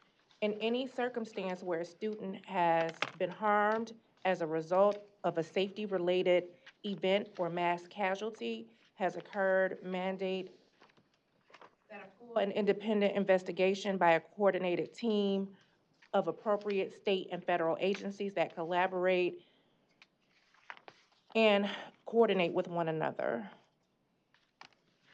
The second amendment would be.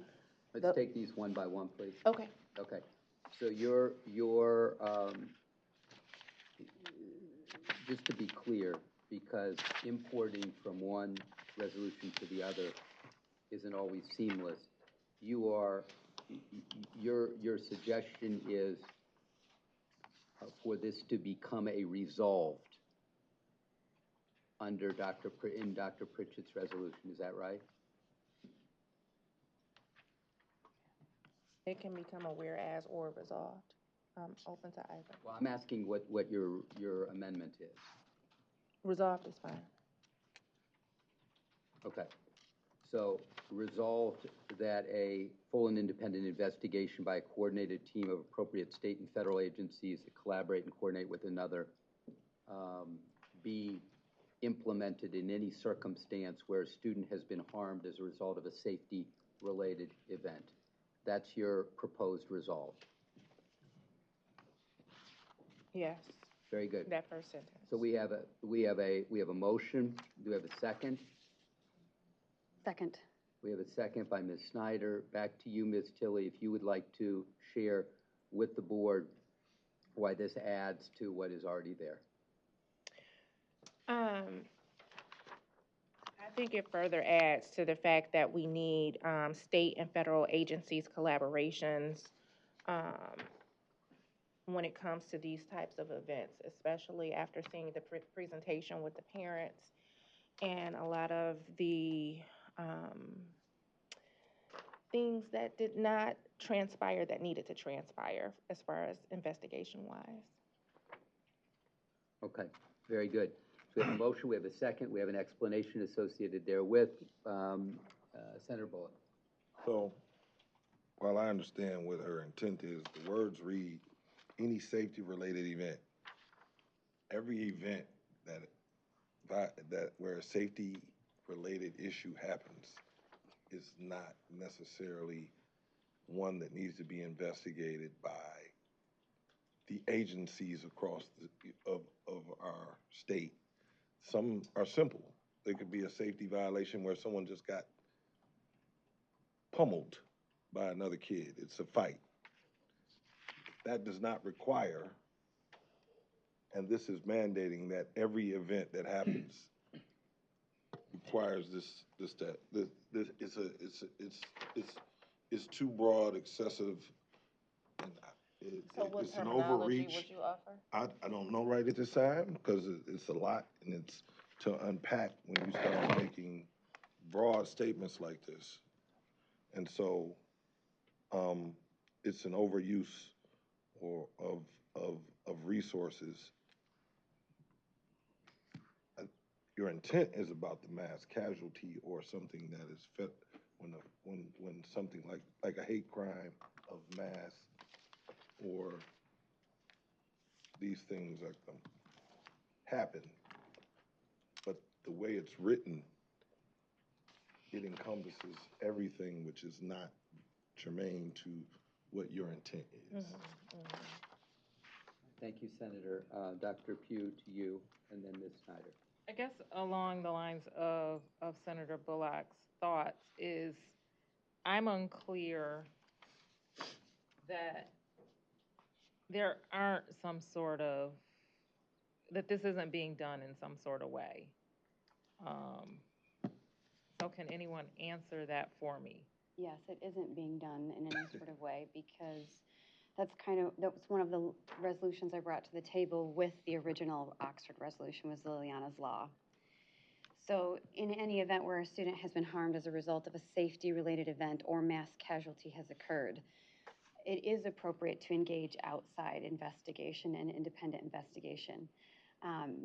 So in the example of Liliana, it was a table that was recalled. And of course, an agency should have some role in what that looks like because the child died as a result of it. Another ongoing case, a child's broken bones as it relates to seclusion and restraint. There are certain circumstances which we're saying as a result of Oxford, as a result of that table falling on Liliana, as a result of seclusion and restraint laws that need to be amended, that we should have full and independent investigation. Otherwise, what happens is we often hear things like, this is an internal matter. It isn't for that person or that family that lost a family member. Okay, thank you, Ms. Snyder. Ms. Tilley, back to you. So what about safety-related death? Anytime there's a death in the school, it's going to get investigated by outside sources. Yes. Hasn't been, though. 2.5 years. I don't believe you. It's a fact. So if we could, you've got a motion on the table. You are, in a fashion, amending your own motion. And you're amending your motion to say...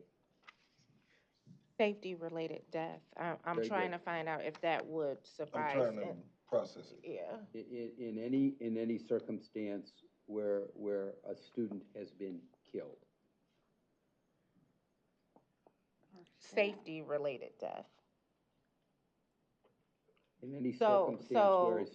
Yes, to her point, if it's something in the school, it could be a student could get murdered at the school. That's not what we're talking about. We're talking about safety-related death that happened in the school. But the language has been harmed as a result of a safety-related death seems somewhat odd in terms of wording. Death is a harm, but I don't know that we describe it as a harm. I don't know if it's the best language around that. So what I'm trying to do, we can take a vote on your amendment as you offered it. If you can clean it up now, that's fine. Otherwise, we'll vote on it the way you offered it. That's what we're trying to do, is clean it up. Fine. If that was the cleanup, we can vote on that. So what are you thinking? I'll state it the way. So there's too many. It's just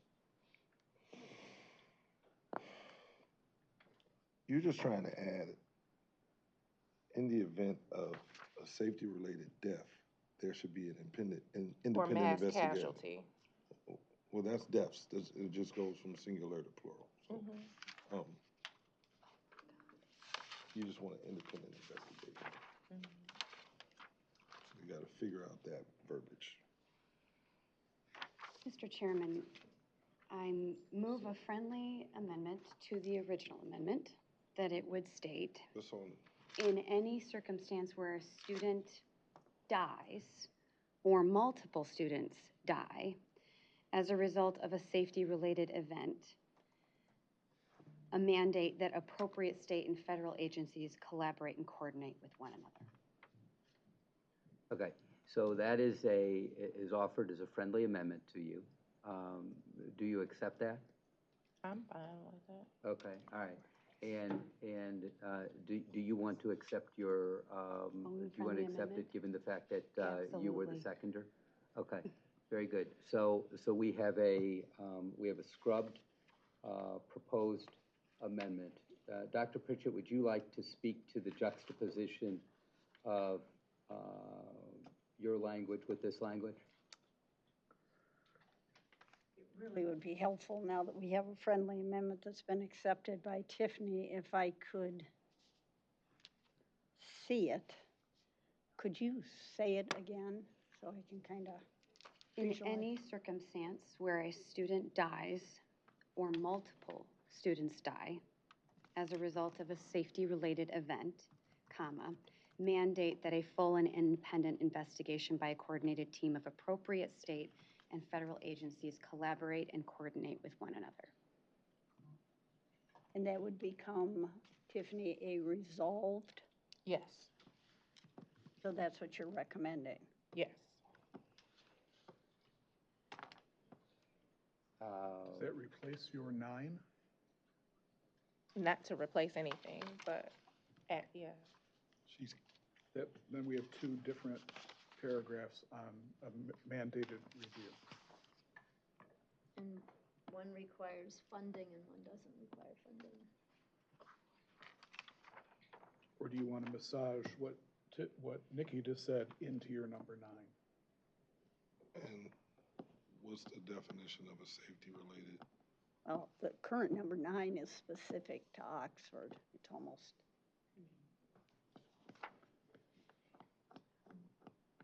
This is encouraging the legislature to essentially convene via, and we have that in this resolution. Currently, we're asking them to do such a review, which would lead to legislation that they can pass to define things like safety-related event, because this is power within their power, not ours. Board, you have a resolution on the table that calls for a comprehensive independent review of the Oxford killings, one that's mandated and funded. You Right. have an amendment on the table that is one that would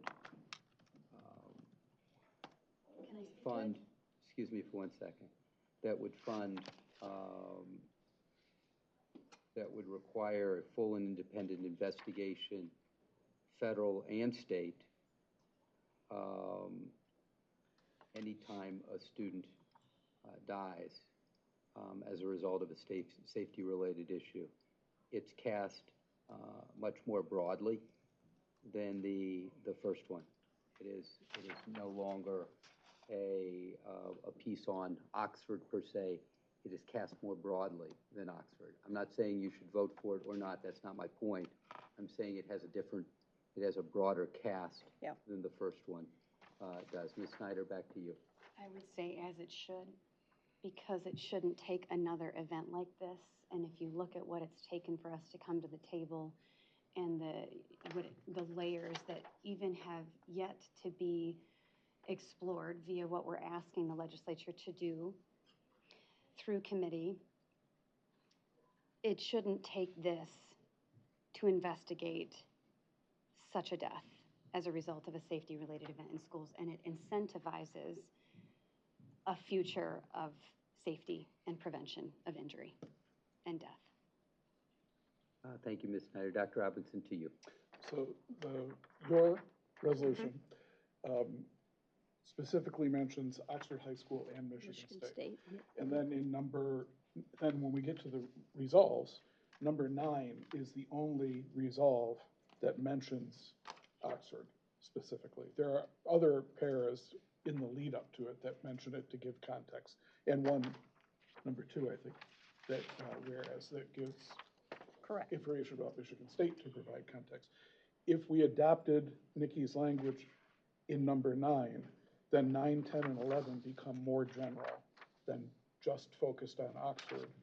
And it kind of speaks to what the germ of your title was, the aftermath of these tragedies. What are we supposed to do after these things happen?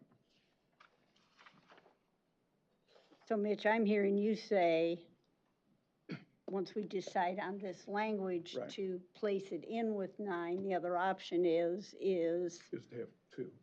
Is to add 2. Right. It becomes So 10. one 10 suggestion becomes might 11. be, if we look at number 9, now therefore be it resolved that the State Board of Education, comma, in any circumstance where a student or students die as a result of a safety-related event, mandate that a full and independent investigation by a coordinated team of appropriate state and federal agencies that collaborate and coordinate with one another is mandated and funded. Or to be clear, you have no authority to mandate an investigation. Okay, so I don't want to lose sight of that because others won't lose sight of it. You can certainly urge the legislature to mandate it or encourage the legislature, but you yourselves cannot mandate. And that's what's, bless you, that's what's before you in this amendment. So it seems to me, absent But some. this resolution is going to the legislature as a recommendation of what we would like to see them do, not what we want to do.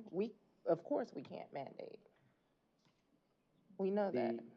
But it shouldn't read as if we're demanding they mandate it like that. It should be a recommendation that they do things. Well, and to be fair, in Judy's proposal, that's what she does. Calls upon the legislature to mandate and fund. It's not saying that we're not the action body there. We are the recommending. Calls upon the legislature to body. pass a fiscal year Right. 25 budget, calls upon the legislature to require suicide and threat assessment. So in each of the three cases, it's clear that we are encouraging, we are pushing, we are calling on, we are not mandating ourselves. So I guess what I would suggest is either vote on this in its current form, or you amend it to be consistent with the language here. And then it seems to me, then you've got something that you can hang your hat on. Again, not placing a value judgment on whether you voted up or voted down, but minimally it's consistent with the rest of the resolution. And it's consistent with something that if it goes to the legislature will understand it's being called upon to consider this, rather than that this is some sort of mandate out of the sky. Yes, ma'am. Okay, let's take a third bite at this apple. Will you read what we have so far? You wrote it down, didn't you? In any circumstance where a student dies or multiple students die as a result of a safety-related event, mandate that. Instead of saying mandate that, say, the State Board of Education recommends that the legislature mandate that a full and independent investigation. So just insert that language to be consistent with the rest of the resolution. So that would all stay in 9, right? No, my recommendation is that we create another, now therefore, be it resolved. I want to keep those two separate. Would it go after 9? It would be 10? Yes. Right now, as I think about it, yes, that's where I would recommend it go. If we're going to add that, I would like to see it added as a separate, therefore be it resolved. Instead of trying to juxtapose it into the current number 9. Okay. Is this the second friendly amendment to the original friendly amendment? I move to add paragraph 10 to state, in any circumstance where a student has died or multiple students have died as a result of a safety-related event, the State Board of Education recommends that the legislature mandate that a full and independent investigation by a coordinated team of appropriate state and federal agencies collaborate and coordinate with one another. Can you do that one more time? Yep. Slow. I'm trying to capture everything to be able to add it. Okay. This would be paragraph 10. On New 10, not a replacement. 10. Thank you. Correct. In any circumstance where a student dies or multiple students die. But hold on, you've changed twice. So is it student has died or student dies? Has died. Student has died. Okay, thank you. Or multiple students die. Very good. As a result of a safety-related event. Yep. The State Board of Education recommends that the legislature mandate a full and independent investigation by a coordinated team of appropriate state. Hold on, investigation. Appropriate state and federal agencies that collaborate and coordinate with one another. Okay. While we're in the spirit of collaborating, the Michigan legislature cannot mandate federal involvement in an investigation, to be clear. So the legislature can mandate a state investigation. It cannot mandate a federal investigation. It certainly can't mandate collaboration. So while we're trying to massage this into something that works in the real world, do you want to drop and federal? Please. I would say yes. And could I also suggest and fund, mandate and fund? Are you okay with that? Yes, I'll get to another part of this resolution after that, and it'll be a part of that. That would be fine. We have to stay within our means. Okay, so why don't I say it one more time? Please. Okay. In any circumstance where a student has died or multiple students have died as a result of a safety-related event, the State Board of Education recommends the legislature mandate a full and funded independent investigation by a coordinated team of appropriate state agencies that collaborate and coordinate with one another.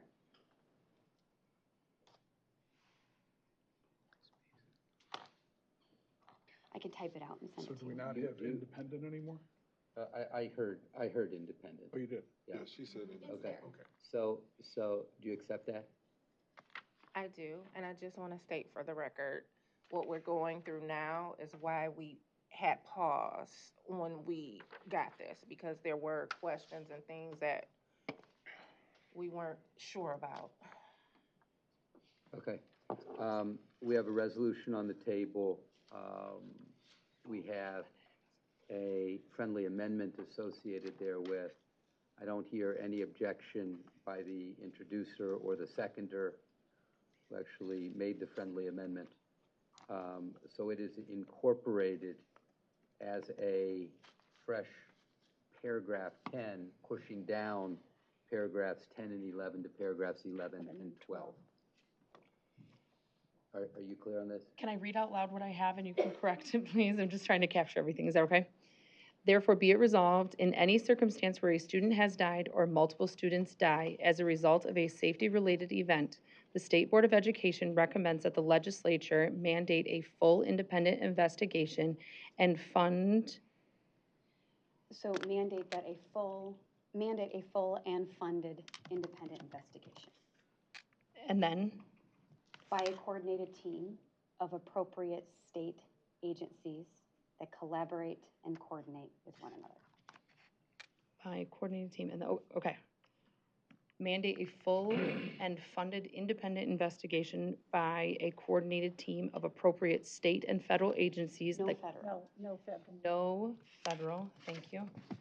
And coordinate with one another. Collaborate and coordinate. Collaborate and coordinate with one another. It's in there, both of them, sorry, yeah.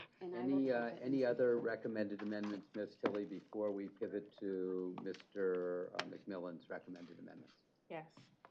So the second one, and I'm sure that there will be friendly amendments to this. The last bullet point on the first page, the first sentence. Care to express that in a motion? Following a safety event that harms a student or where mass casualty occurs, proper reflection of the before, during, and after are necessary to ensure the EOP plan is effective. The individuals implementing it are supported, and another event like it does not occur again. Okay, so that's a fine statement. Is that a whereas? Is that a resolved? It just dangles out there as a sentence. Resolved. Second. Where are we again? We're at the last bullet point of Nikki's resolution. Thank you. On the first page. On the first page. Oh, on the first page, okay. I believe we need to vote on the first amendment, correct? We do not. It was a friendly amendment. Okay, we're good. The question is, the action in the resolved is reflection. So in other words, you want us to resolve that there will be reflection before, during, and after That's why I said it. I know, I'm sure there will be friendly amendments to Could, this. could I recommend that, this not be a part of, or that you tighten down your language before you offer a? Well, Senator Bullock, I think, has a Okay. suggestion. All right. I mean, I don't have I'm a sorry, Board suggestion, Member but Bullock. I mean, I think we're like doing super redundancy, but in the event, you can't do reflection before. And we gotta be careful of language, because I've heard it earlier today about preventing. We can do all the things in the world and something can still happen. So it could reduce the chance of, but we can't necessarily prevent anything. And so saying that these won't happen ever again, these things are dangerous words. These things are words that we're putting emotion into statute, and those things shouldn't happen. So can I just add, here's where we were just talking about fully funding an independent investigation. And the thing is that the very last paragraph of this resolution, and I was waiting until after we were done with it, but it does apply to your second amendment. The last paragraph 11, the original, Judy's original paragraph 11, which would now become 12 since we added a different time. It says to require suicide and threat assessment to be part of every emergency operation plan. I can see that that part of this resolution is trying to get after EOPs and the importance of them, which addresses what you're saying, and also ties into what she's trying to amend. The reality is the federal government actually already mandated those EOPs post 9/11 in one of 13 infrastructural area schools being one of them.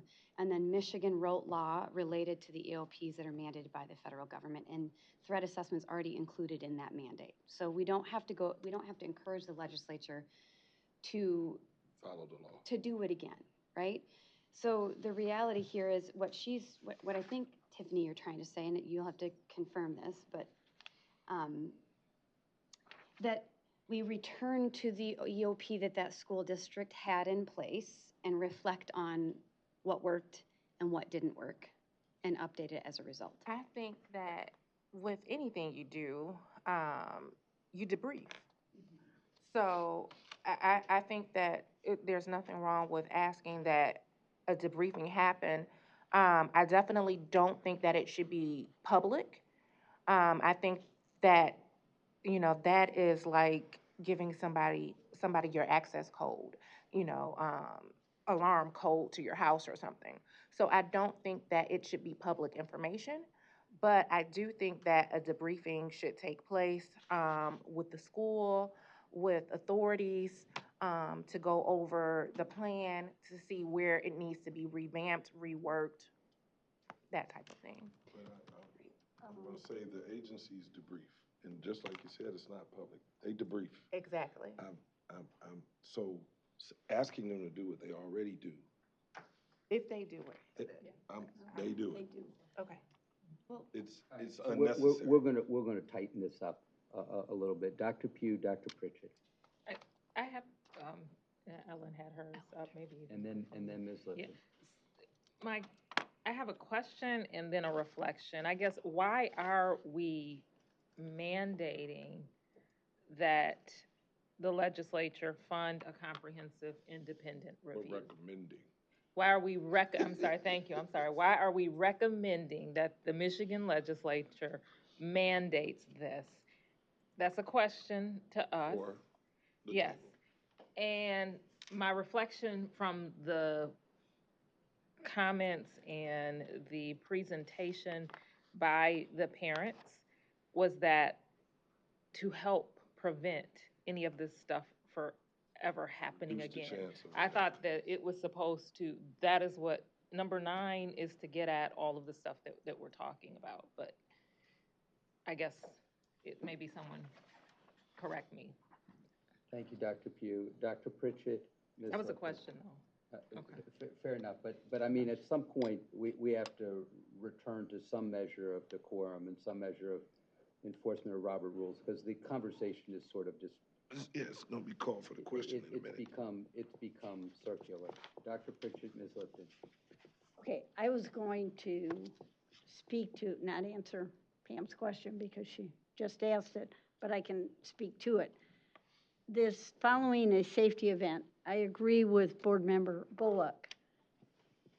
I've been in schools where we have not had a tragedy like this, but where we have had an issue come up, a situation come up, where we've gone into a lockdown, or we've had somebody who's been arrested, or, you know, et cetera, et cetera. There is always a coordination of agencies, and there is a debrief, and it normally happens that day, even if it goes into the evening.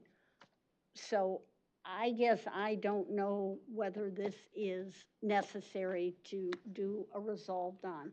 I realize it may not happen in every case, but I'm not sure us putting it in as a resolved is, you know, it certainly should. And that's how EOPs are written on what happens if something happens. So I just wanted to add that piece. Thank you. Dr. Pritchett, Ms. Lipton, and then Ms. Tilley, and then we're going to vote on the amendment. I was just going to say, if you want some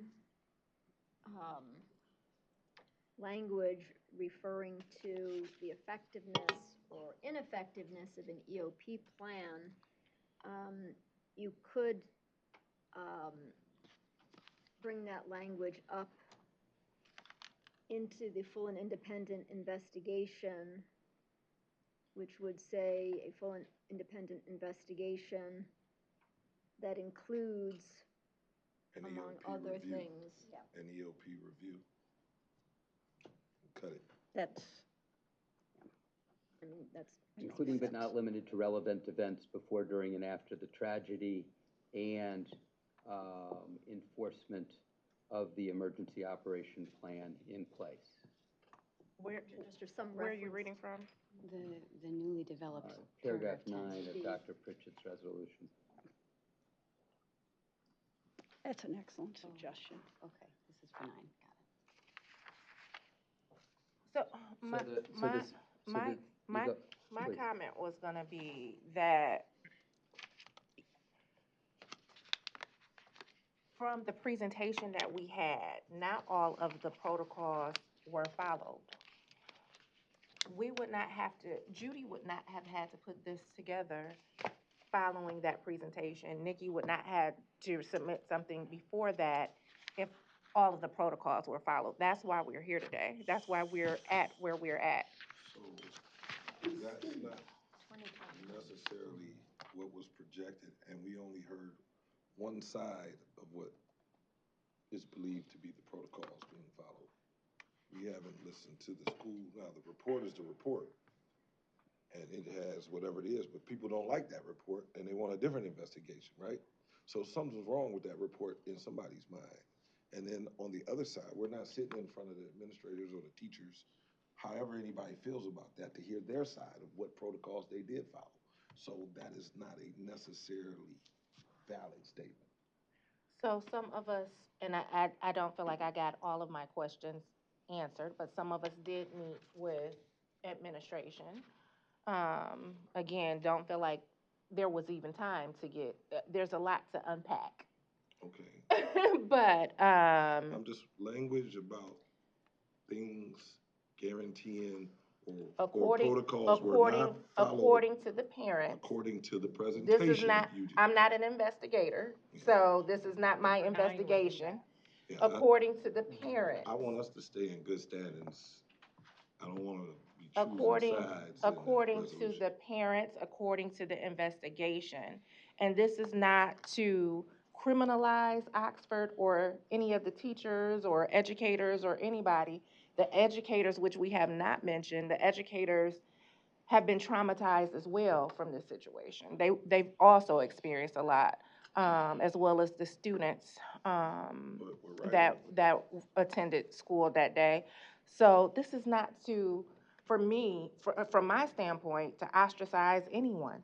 This is to say that the parents, and the report says that there were protocols that were not followed. I'm not So as challenging. board members, I just want to make sure, and I'm assuming that is why we're using this resolution that Judy puts together, that protocols are followed in all of these situations, So- as well as the I know. state did not investigate. They were calling for a So are state we writing investigation.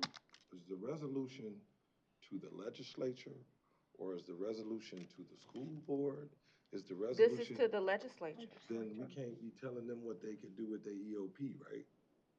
It's just like we can't tell the feds what they're doing. But we can tell them, we can recommend to them the laws that should be passed accordingly. That is our role in education. To some That's why we're degree. elected. To some degree.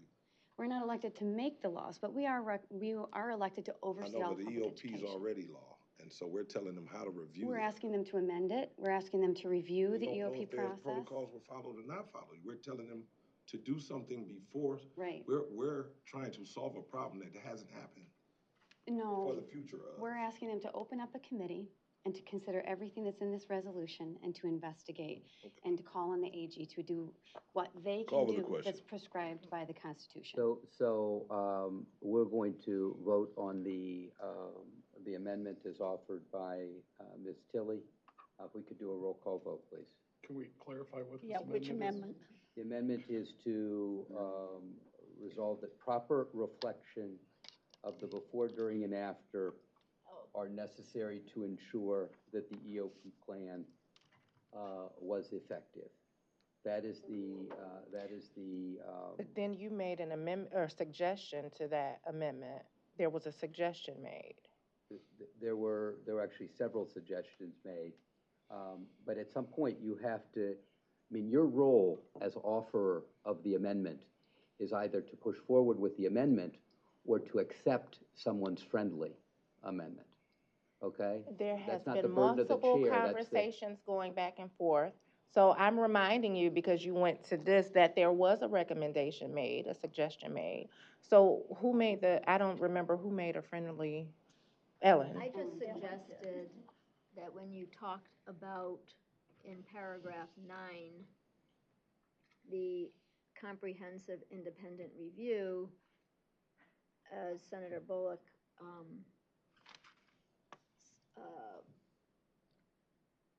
suggested or Review the EOP. confirmed that it includes a review of the EOP and not have a separate paragraph on reflecting on the EOP. Just simply say the investigation should include an EOP review. That was all I suggested. Tight, legit. So- I accept that friendly amendment. I do as well. So the language in paragraph 9 would read, now therefore be it resolved that the State Board of Education calls upon the Michigan Legislature to mandate and fund a comprehensive independent review of the Oxford killings, including but not limited to relevant events before, during, and after the tragedy, including the emergency operation plans within the school district community and emergency response Is that system. what 9 says? Yes.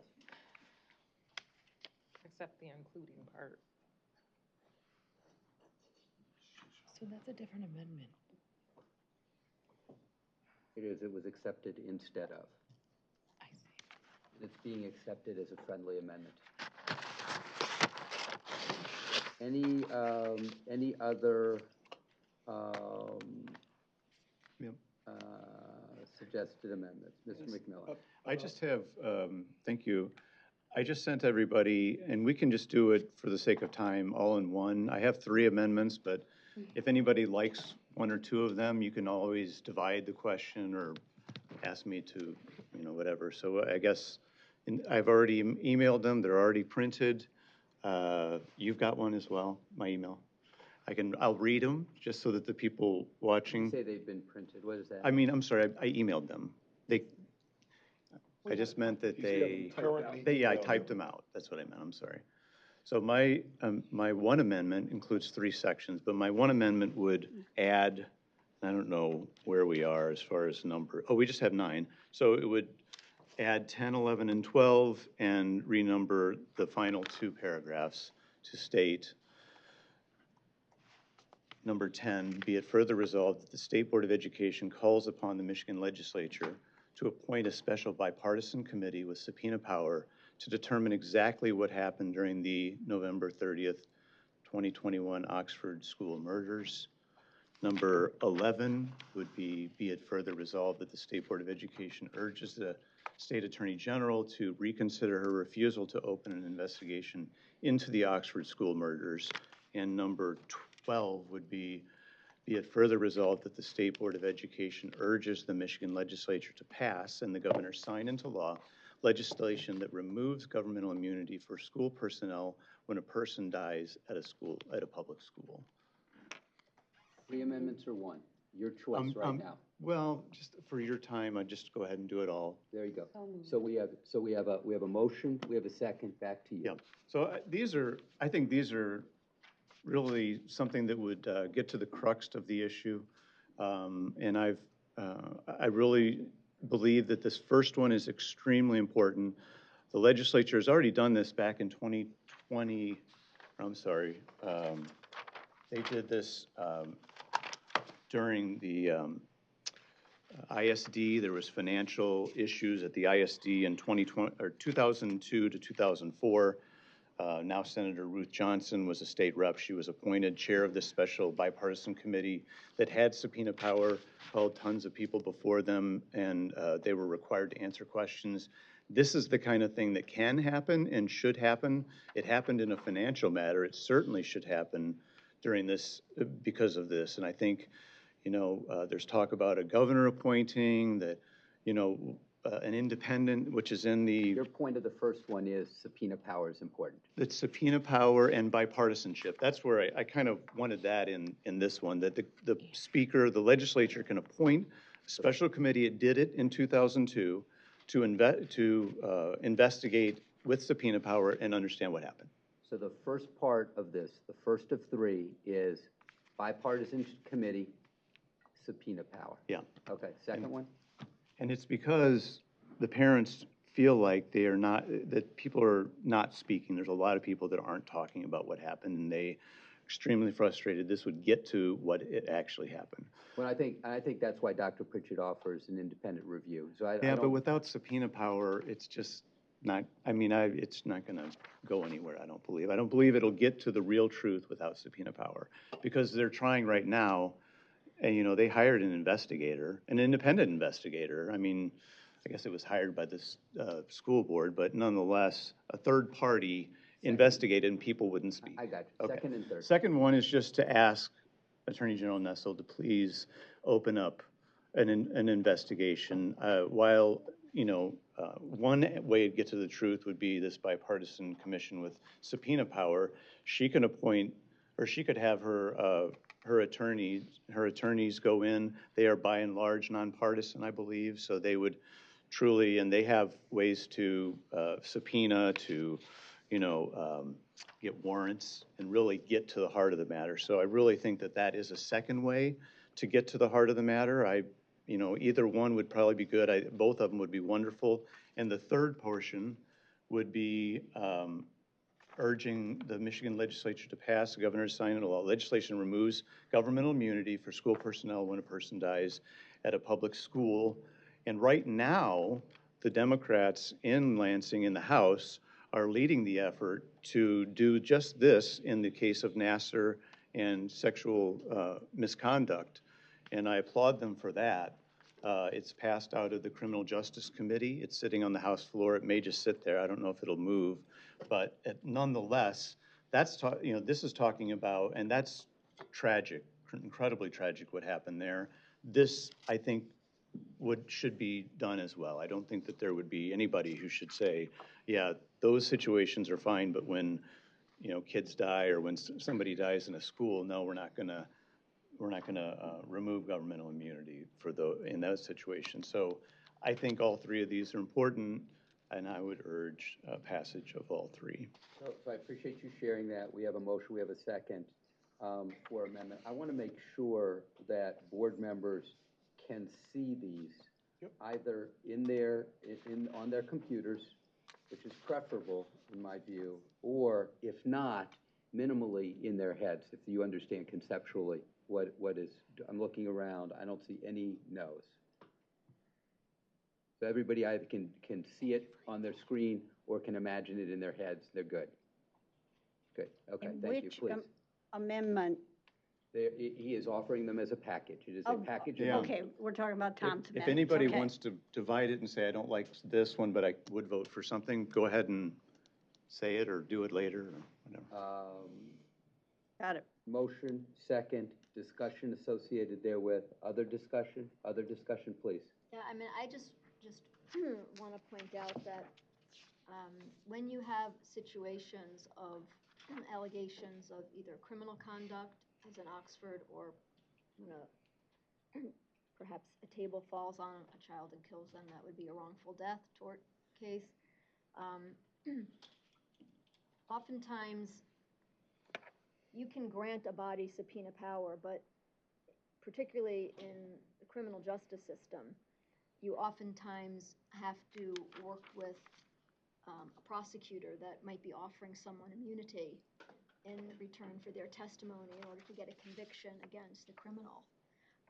So you can sometimes, you know, as a layperson, think that just giving a body subpoena power is going to automatically,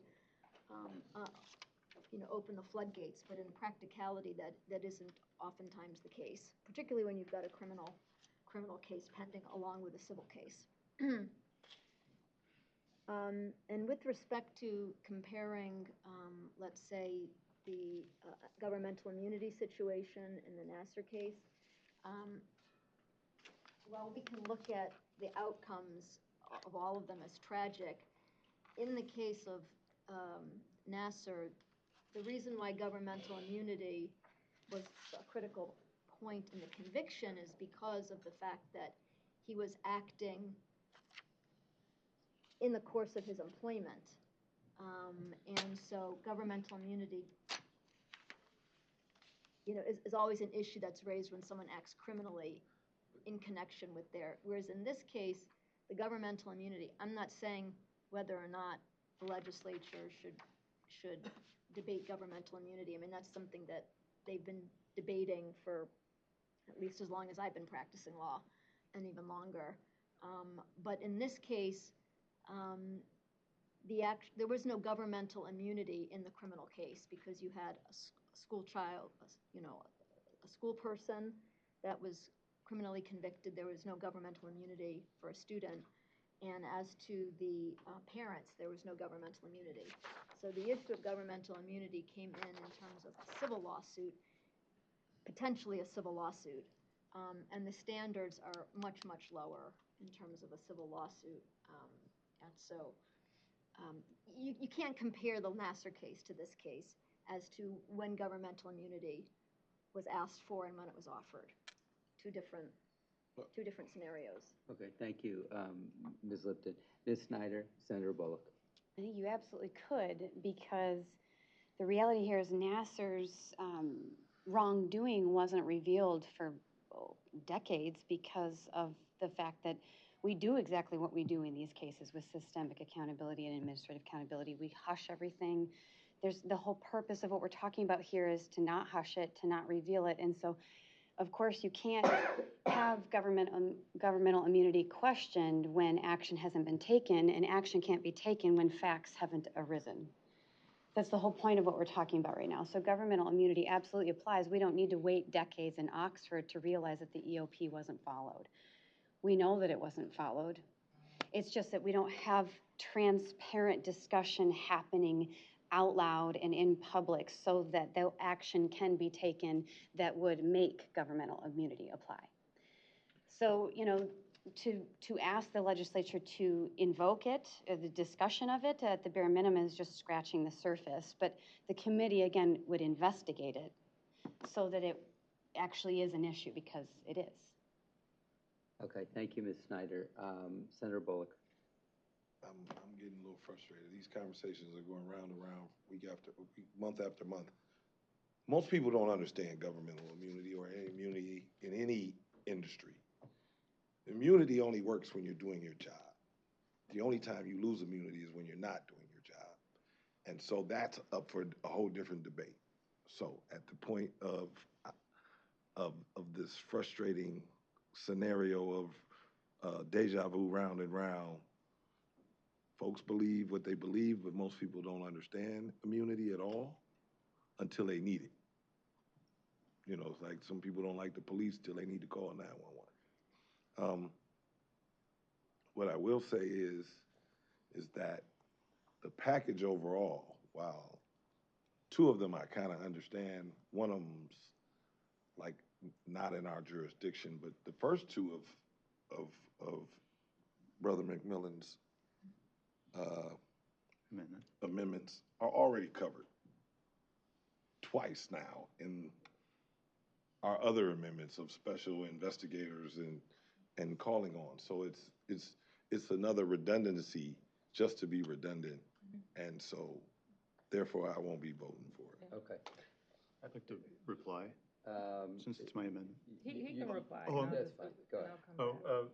I appreciate Member Lipton talking about like an investigation. Back in 2003 and 4, when the special committee had subpoena power, it says the following list was limited by at the request of the Office of the Attorney General as a result of a criminal investigation relating to one of the witnesses. So that can all be dealt with in a special committee. To Member Bullock's comment, I mean, this is not in there at all. There is nothing currently in the resolution that speaks to a special bipartisan committee from the legislature, the House or the Senate. In 2002 was the House through 2004 with subpoena power. That is, I think, one of the most key. And without it, and I've talked to at least one of the parents, and they would agree that without subpoena power, you know, this could just be, you know, an investigation to cover up. Who knows? It's hard to say what an independent investigation. I've seen tons of quote unquote independent investigations that, you know, are just, there's no substance to them. Now, maybe this would be, but I can tell you that one way to guarantee it would be is to make it bipartisan with subpoena power. That would be critical, I think, for getting, if you actually want to get to the truth. There is nothing in the current resolution that comes close to a bipartisan legislative committee with subpoena power. And as far as, and I remember Buck Meyer watching, he said exactly that if you remove governmental immunity, what will happen is it will force systemic change throughout the system. The insurance companies who will have to pay all these huge damages because you're reducing from gross negligence down to negligence when you remove governmental immunity, they will force it and make sure that the system, you know, that they're doing the EOPs. You better, because, you know, now you're going to get sued. It's going to be a lot worse because it's going to be a lot easier to, you know, to hold people accountable. And even people that were doing their job, you know, maybe they didn't do it correctly. Maybe they should have done something and they didn't. And right now the threshold is just gross negligence. If you remove governmental immunity, it's negligence like everybody else. Okay, well, the board isn't voting on gross negligence, but the board is going to be voting on the resolution. I'm sorry, governmental We already immunity. discussed the partisan piece. Dr. Pugh, and then a vote on the amendment. Just two pieces. When we talk about the subpoena and those who gave interviews and gave information, it's my understanding that though some of the information that may not have been given to guideposts, it was given in deposition and through the court system, but and maybe through a police report, but maybe did not come through in the interview, but that information was gathered and reflected in outcomes. I might be wrong. That's what I gathered. That's not the case. The other piece, and I asked the question because we had a meeting and we had presentation and we listened to the families and their thoughts as well as their proposed action. And I recall at the end of the meeting, and that's a question that I ask and helps me to determine how I respond here. But I recall in response to the second, be it further resolved here. I recall at the end of the meeting, the parents stating that they wanted what was listed in number 9, a comprehensive independent review. We talked about the Attorney General and opening an investigation, but I thought it was my understanding that that could be done through this independent review. And the other impression that was made upon me by the parents was that what they were doing was not just because of their children, but because they were so intent upon making sure that they did everything that they could so that this didn't happen anywhere else, that they get the opportunity to be the ones who talk about what's happening in other school districts throughout the state, well, throughout the country, and be able to give input on what is needed based upon their tragic experience. And so I guess I want to support them to do what they want to go to a table to do, and to help this state to come up with solutions that I don't want us to come up with here before they have that opportunity to do that. And instead of going retrospectively, they wanted to move forward and be able to look at what happened to make sure that they shaped what doesn't or does happen in the future. So everybody wasn't at that meeting, and I may not recall. Maybe I recall wrongly, but so that's why I asked the question, so I can be better informed in responding to the proposed amendment. Can I answer the question? Sure, please. Yeah. They said that they would have loved the Attorney General to do this, but she said no. So I mean, they didn't say no. I think to be clear, there were offers made, but they were contingent upon the board of the local school district being cooperative, and there wasn't a feeling that the local school board was going to be cooperative in the investigation. It doesn't matter. She can open it. It's different. I understand, but I just want to be clear. It's different from her refusal to do an investigation. Okay. Which I don't think in point of fact was accurate. She asked people, can I investigate you? I think you broke the law. And then if they say, no, I'm not going to cooperate, that she says, okay, forget it. Yeah. She could still open an investigation. Fair enough. You've offered 3 amendments in a package. Right. And I wanted to reply to. Which are a threefer. But they're also overlapping in a fashion. They don't necessarily have to happen as a package, as you point out. Right. If you could respond to our board president and we could vote, just that would one be more thing. They did say absolutely they want to prevent this from happening in the future, but they made it clear that in order for that to happen, they feel getting to the exact truth through something. Now they didn't mention this because I kind of discovered this through my research as far as what was done with a special bipartisan committee with subpoena power in the legislature, and I believe that would get to the truth. If they only were thinking that the Attorney General was how they could get to that, and maybe if that is a no, then maybe the governor could appoint somebody, but without subpoena power, who knows where that would go. This, in order to prevent things and keep kids and teachers and administrators safe in the future, to find out exactly what happened is important. They believe that, I'm certain of that. And then removing governmental immunity, they said clearly, is something that will force the change needed through the system. Just by doing that, it would make it clear that that would happen. Thank you. If we could, after that rich conversation on the 3-amendment, global amendment, if we could have a roll call vote. Bullock? No. Lipton? No. McMillan? Yes. Pritchett? No. Pugh? No. Robinson? No. Snyder? Yes. Tilly? No. Motion fails. Okay. Are there any other amendments to be considered? Yes. Please, Ms. Tilly. I had three, I only got through two. Please. The third one, and I'll accept the friendly amendment as well if you guys have something, that you wanna add to it or revamp or whatever.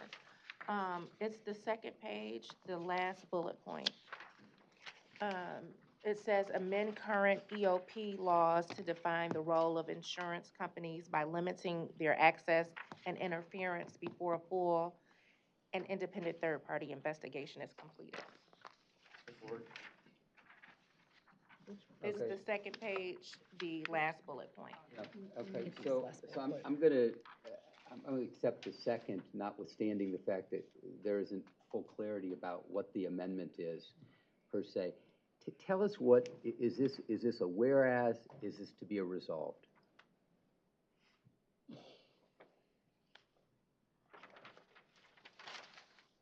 Which one are you adding? Bottom of the second page of your document. Okay. I would say resolve. Okay, and so if you could formulate that in a resolved for us. Now therefore it be resolved, amend current EOP laws to define the role of insurance companies by limiting their access and interference before a full and independent third-party investigation is completed. Okay. State Board of Education calls upon the Michigan legislature to do that. That's what they're gonna ask for. There you go. And you're comfortable with that? Yes. Beautiful. Okay, so I will read that back so there is clarity about what we're, and I don't assume you're seconding changes at all. Right. Fine, okay. So, Ms. Tilley, now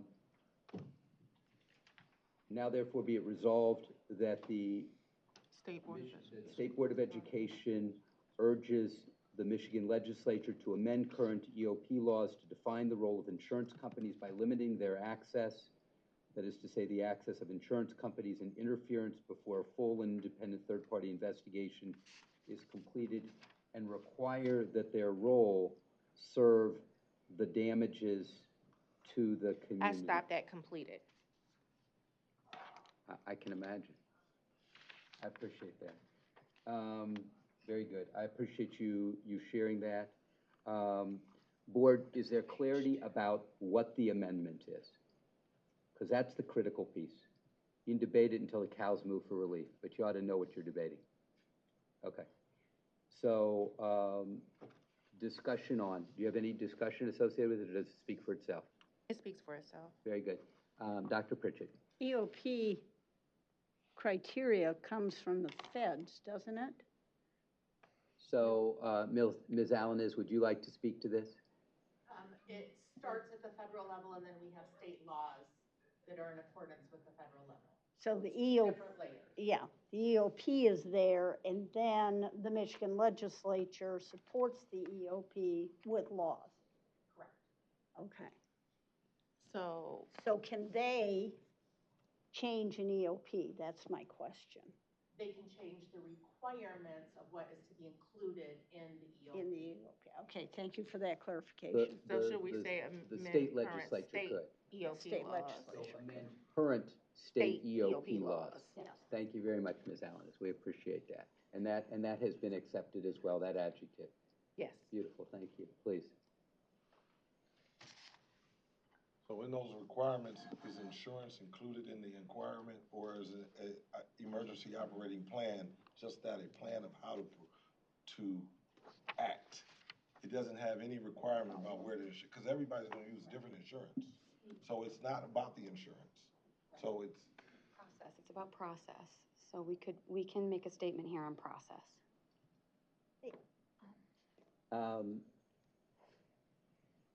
I think we're getting to some measure of clarity about what the resolution is.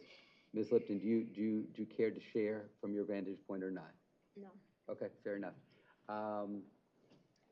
Anything more on this particular proposed amendment?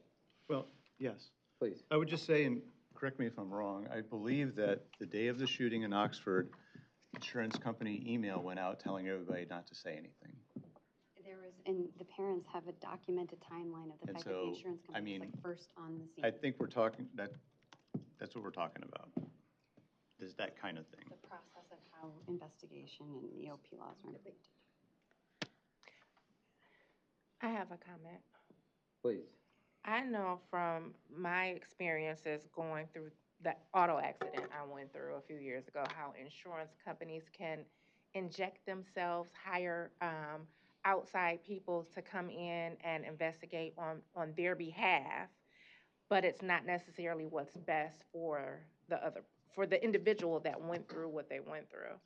So when I saw that, that's the correlation that I made with it.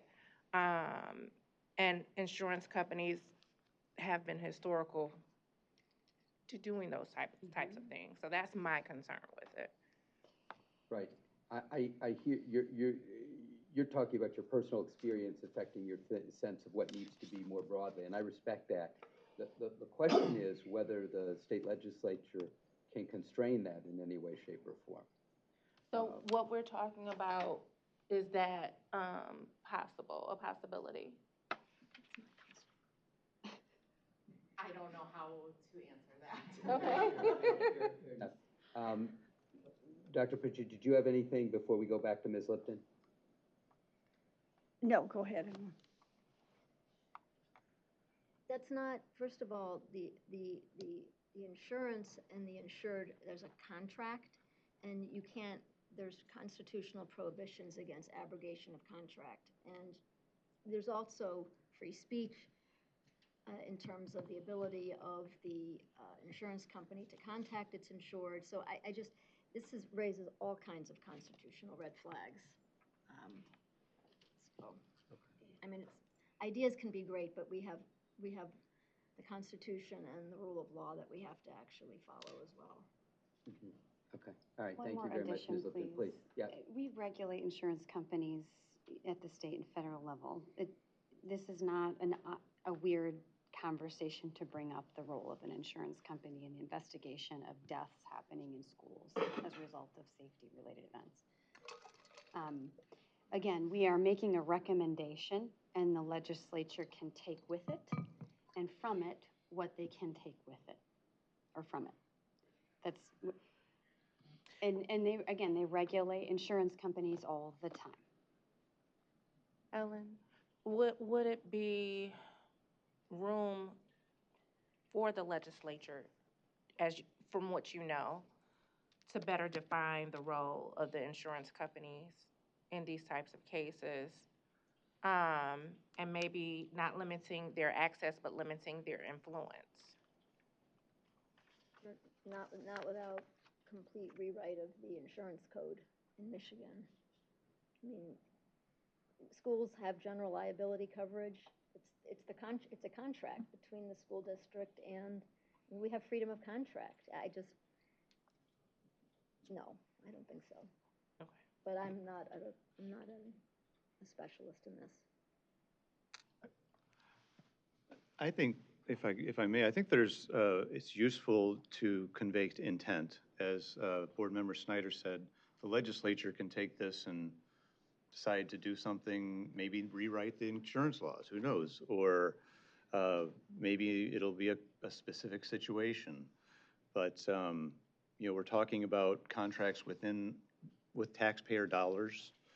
I think that we're not talking about private businesses or with a private person. We're talking about with a government entity.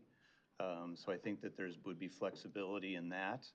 And I think that impeding an investigation, I know there's a problem with that, but I think that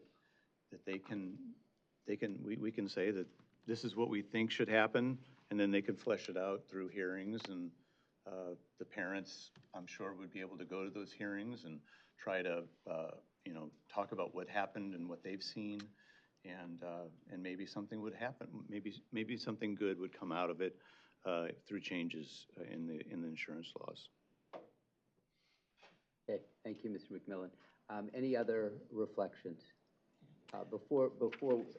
about Yep. what about to review and amend current EOP laws to define the role of insurance companies' interference before a full and independent third-party investigation? So take out limiting their access. How about to review current EOP laws to define the role of insurance companies? Well, we want them to amend. They could review it in 2 seconds. Insurance companies are even mentioned in the EOPs. Well, I don't think they're mentioned. for the Why would they be? first 13 months after Oxford, there wasn't a single legislative hearing held on Oxford. So you think your words today are going to move the legislature in this area? That's a pretty cheery assumption. Relative to what Dr. Pritchett has already offered is a different story. You couldn't get a hearing on Oxford the first 13 months after Oxford. Please. I am going to vote no on the proposed amendment, and I am going to lean on the now there it be for resolved item number 9, which calls for for us to call upon the Michigan legislature to mandate and fund a comprehensive independent review of Oxford killings, including but not limited to relevant events before, during, and after the tragedy within the school district, community, and emergency response system. And I know that that encompasses all of the experiences of the families of Oxford. Which has been amended to say, including the EOP. Yep. Including I just want to make sure that including that language. emergency Yep. operations. Yep. Part two. Yes, Sorry. Yep, no, I just wanted to make sure that, yep, Right. that's already in there too. So we have a motion on the table. We have a second. We've had rich discussion. Please. Would you like me to read through what I have, Go and ahead. can I ask where it would be added to? Yep. So let me read it first. Now therefore be it resolved that the State Board of Education urges Michigan Legislature to amend current state EOP laws to define the role of insurance companies by limiting their access and interference before a full and independent third-party investigation is completed. Is that correct? Okay. And then where is the recommendation for that to go within the resolution? Last resolved. The final. Okay. Mm-hmm. Okay. Roll call. Yes, ma'am. Okay, very good. Bullock? No. Lipton? No. McMillan? Yes. Pritchett? No. Pugh? No. Robinson? No. Snyder? Yes. Tilly? Yes. Motion fails. Okay, if I could have we have a motion on the table. It has been amended twice. Hearing no further discussion. I would like to further discuss, Please. because now that we have the actual, Very good, okay. I can't support this. I don't think it'll actually do much at all. It may actually be negative. It could be just another cover-up without subpoena power to force people who are not going to talk. There's nothing in here that says that that's going to happen. They're already being told not to talk. And, you know, this could just be another investigation that is steered toward, based on what special interests say, and make sure that you look here but not here.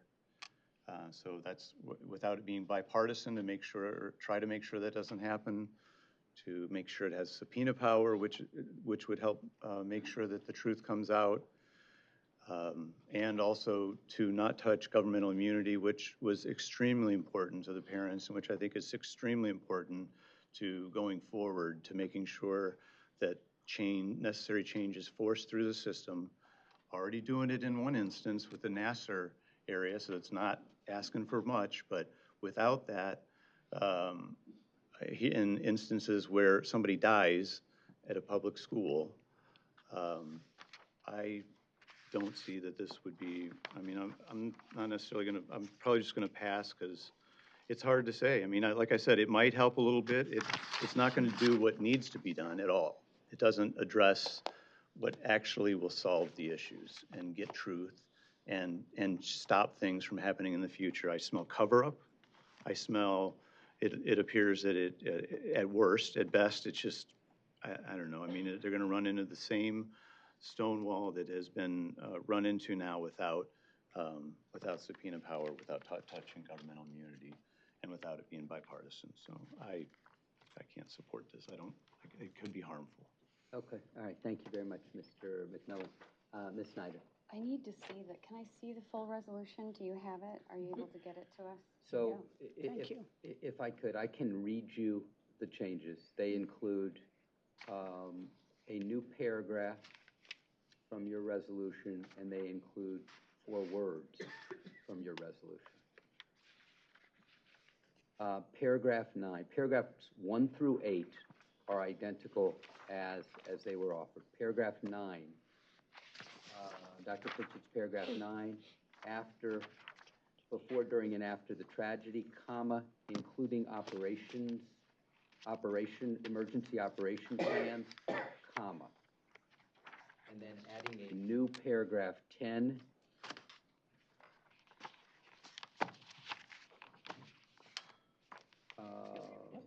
please. The new paragraph reads, "Be it further resolved, in any circumstance where a student has died or multiple students die as a result of a safety-related event, the State Board of Education recommends that the legislature mandate a full and funded independent investigation by a coordinated team of appropriate state agencies that collaborate and coordinate with one another." So, to be clear, the board accepted that Second Amendment as being broader than Dr. Pritchett's call for the independent review of Oxford. So independent review of Oxford and subsequent investigation of anything down the line, of any death down the line. Dr. Pritchett, will you be supporting your own resolution? I'm with Nikki. I really need to see it at this point. I'll send it right now. We're gonna do this. We're gonna take a 5-minute bathroom break, and we're going to distribute I don't want to vote on it. copies. I apologize to anybody who doesn't have physical needs.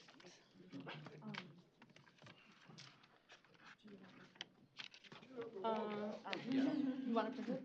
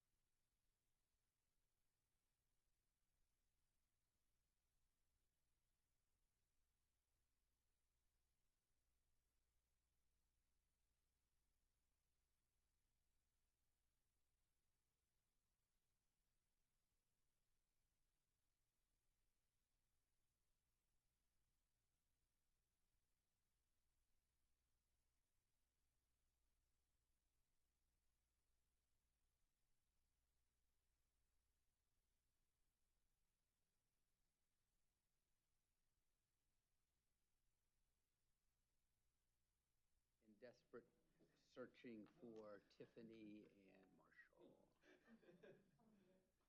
Hey, Marshall. Tiffany was in the hall. It's already been called out. You see Tiffany? It's the working documents that wasn't supposed to be sent today, so it's done. So. All 7 were put onto letterhead with the exact same clothing. I'm surprised I was able to open it. No, this one? Oh, okay. Yeah, I know.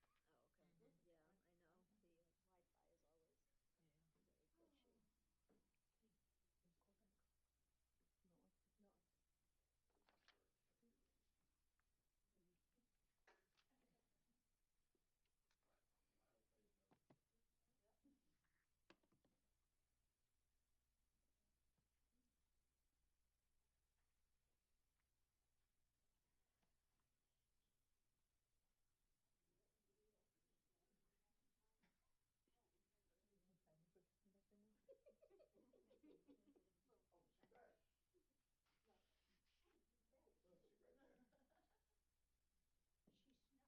Did you find them? I got jokes, I but did I ain't not. gonna talk about Board it. members, thanks to Ms. Evans and Ms. Justice, you have copies along with the highlighted 2 amendments on page 2.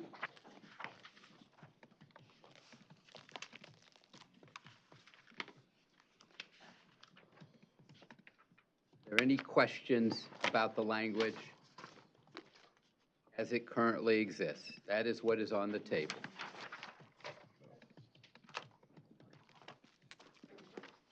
Hearing and seeing none, More discussion? Can I please. communicate? Yeah. I'm going to support the resolution. I'm going to say this, though. There are clearly things in the resolution that I otherwise would not support. I just know that the parents want to see action taking place, and our state needs action to take place. I do sincerely hope that this informs the legislature to use their, their constitutional capacity to create a committee, to find answers, to take solid action. If they don't, they don't, but there's things that are still missing in this resolution, and so I'm not going to give up. I think that it needs to continue to be a topic that we talk about, that we're willing to come back to. I don't mind belaboring it, but at this point in time, if this is what we have on the table, and there are key things in it that the parents want to see and that our state needs to see, I will vote yes for it, even if there are things that I otherwise wouldn't be able to change anyway, just because I don't like it or support it. So Okay. we need to see action. Thank you. Anything else for the good of the group before we vote? Yeah. Here, Yes, please. I stated, that I would likely pass. I'm actually going to vote no. It's very frustrating. We could actually do something that would really get to the truth of what happened in Oxford and really also make force change, systemic change that would help prevent anything like this from happening again. The proposals that I suggested would do that. There may be some good, there may be some harm, but they made it clear that these are the kind of changes that have to happen. Now is the opportunity to do that, and to just say, we're not going to, we're gonna, have a quote-unquote review, we're gonna, do some funding. No, I mean, this is the time to get significant, to really call and urge the legislature to do something powerful and that would actually get to the truth and force change and make sure things don't happen like this again, or as best you can. So, I mean, I can't support something like this. okay, all right. Thank you very much, Mr. McMillan. I think it's important to state for the record that nothing that we do right here is going to force change. This is a recommendation from the state board to the legislature, but what we're doing, we can't make the legislature do this and make them change these things, but we do want to recommend these things to them. Thank you. That's correct, thank you. And in that spirit, it is as we recommended changes in gun safety laws. Mm-hmm. As we recommended more funding for school safety and children's mental health, as we recommended larger budgets to provide greater support for students and staff in schools, as we recommended budgets to add 1,000 helping professionals, guidance counselors, nurses, school social workers, and school psychologists in schools. Those are all efforts that we've recommended. Absolutely. We've not dictated, we've not mandated, we don't have the ability to do that in our system. We've recommended, we've worked with the governor, the legislature, staff members in the governor's office, staff members in the legislature, staff members in the state budget office. We've worked with the education community to drumbeat around these particular efforts.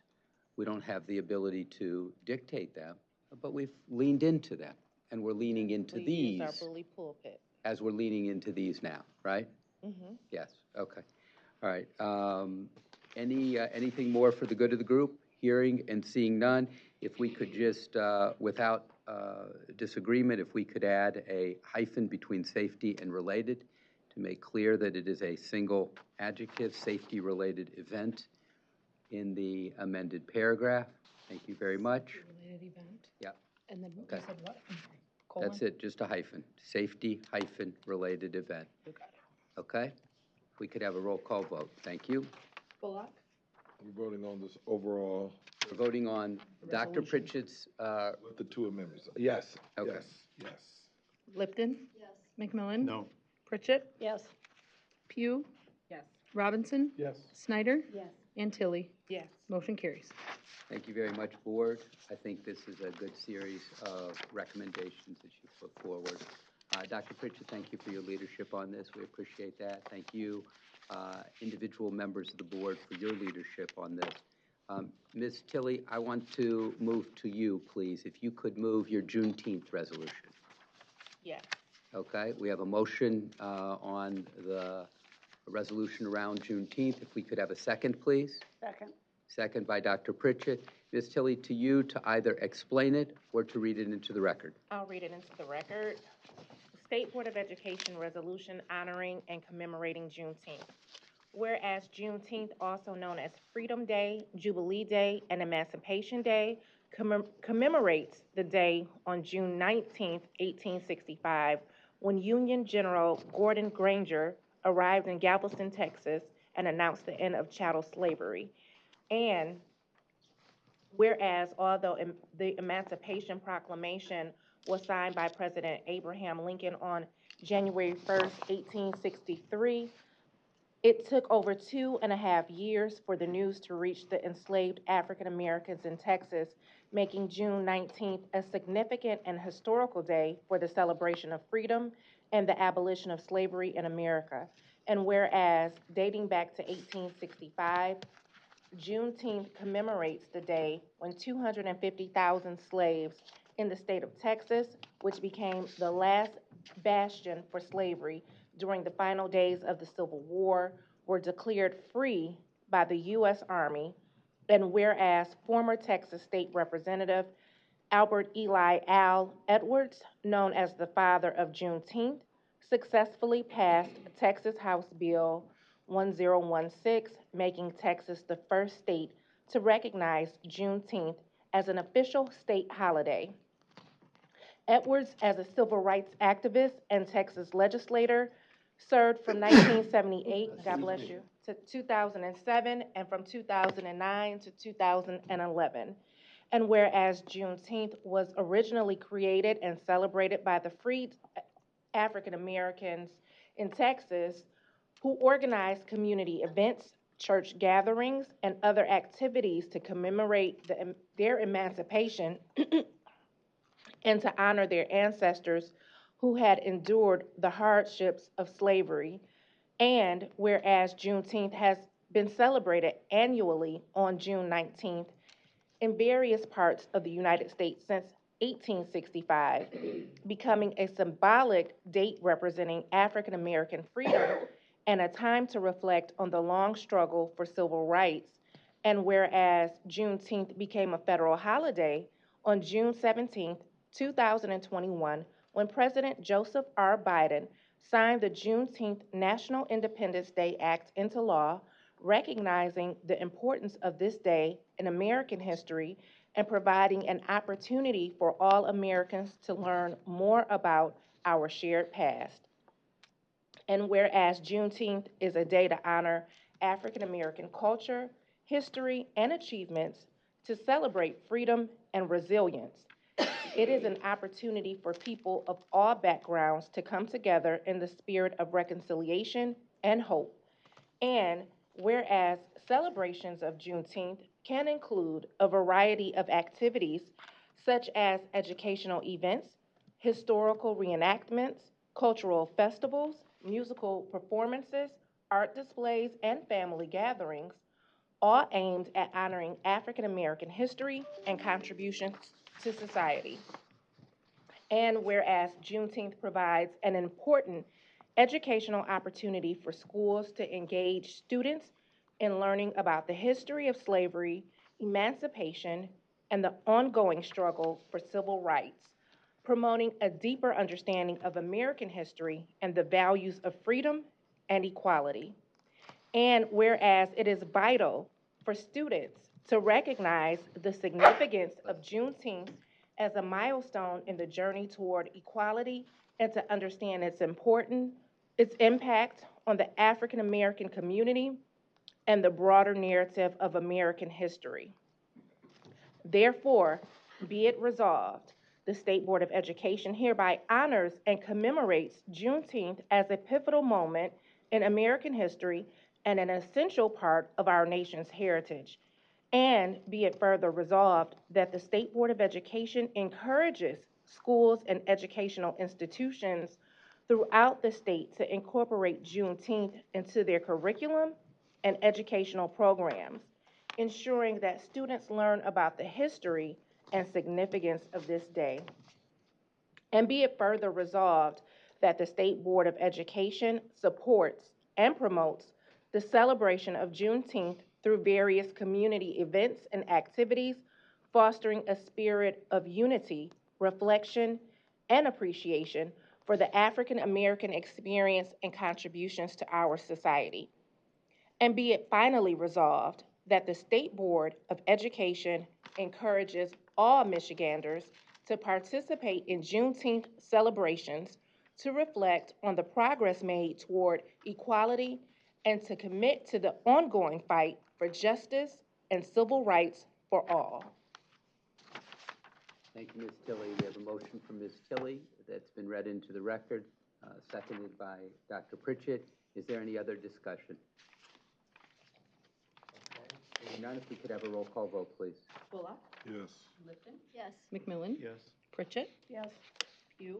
Yes. Robinson? Yes. Snyder? Yes. And Tilly? Yes. Motion carries. Ms. Tilley, would you like to move your resolution in support of offering an AP African American Studies course? I would. I do not have it in front of me. Okay, very good. We'll get you a copy. Do we have a second associated therewith? Thank you. We not only have a second, but we have a first. Ms. Tilley, to you to either summarize or read into the record. I will read it into the record. The State Board of Education resolution in supporting of offering an advanced placement AP course in African American Studies.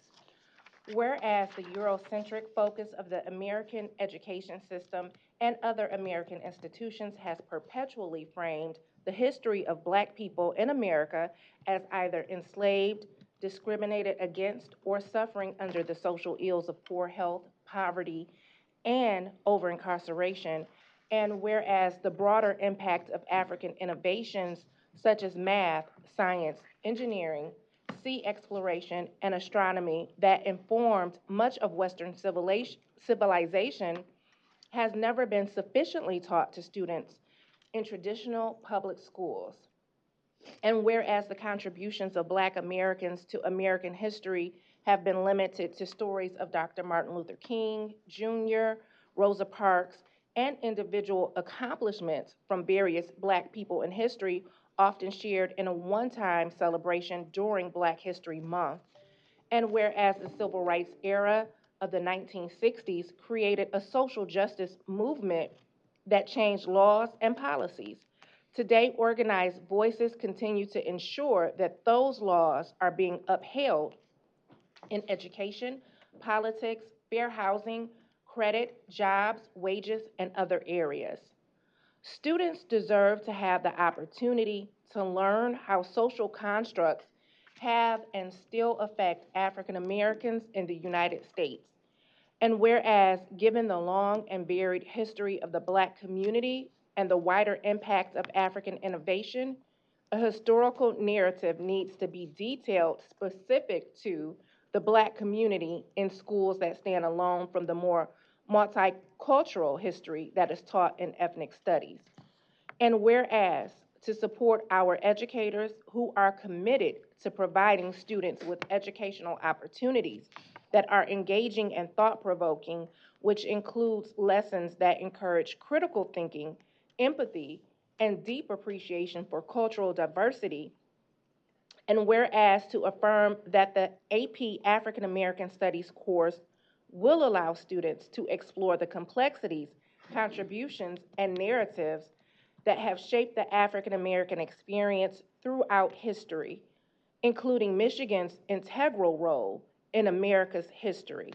And whereas, to strengthen our commitment to the mission of providing all children with extraordinary and equitable learning experiences and outcomes in support of being informed, compassionate, and responsible global citizens.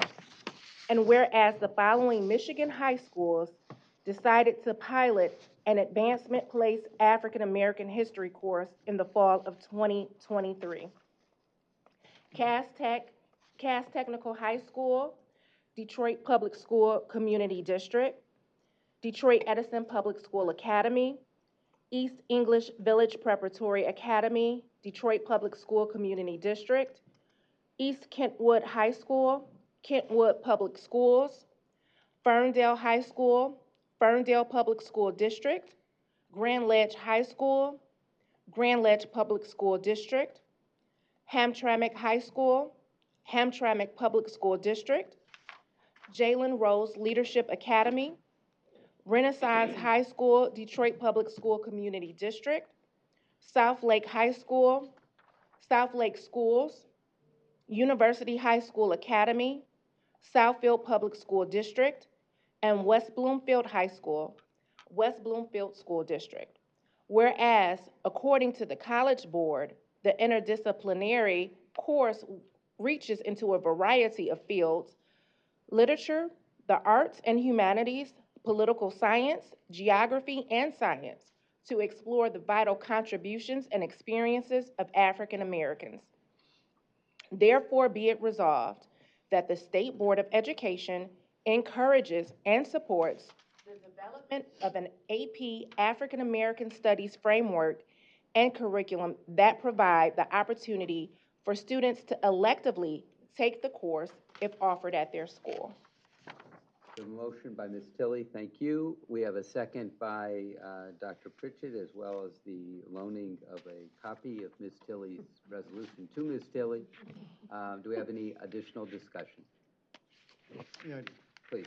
I guess I just, this one paragraph talks about having this allow students to explore the complexities, contribution, narratives that shape the African American experience. That, I mean, it doesn't require, we're a local control district, so they could do that on their own, right? A district or they could, it doesn't require them, it doesn't require this in order for a class to do all of that, to explore the complexities, contributions, narratives. Which paragraph are you reading? 7. I'm just saying that, those things currently can be done in any school in Michigan without it being an AP course, right? There's nothing that precludes them from doing this at any local school, So I'm going to answer that in two ways. I think broadly correct.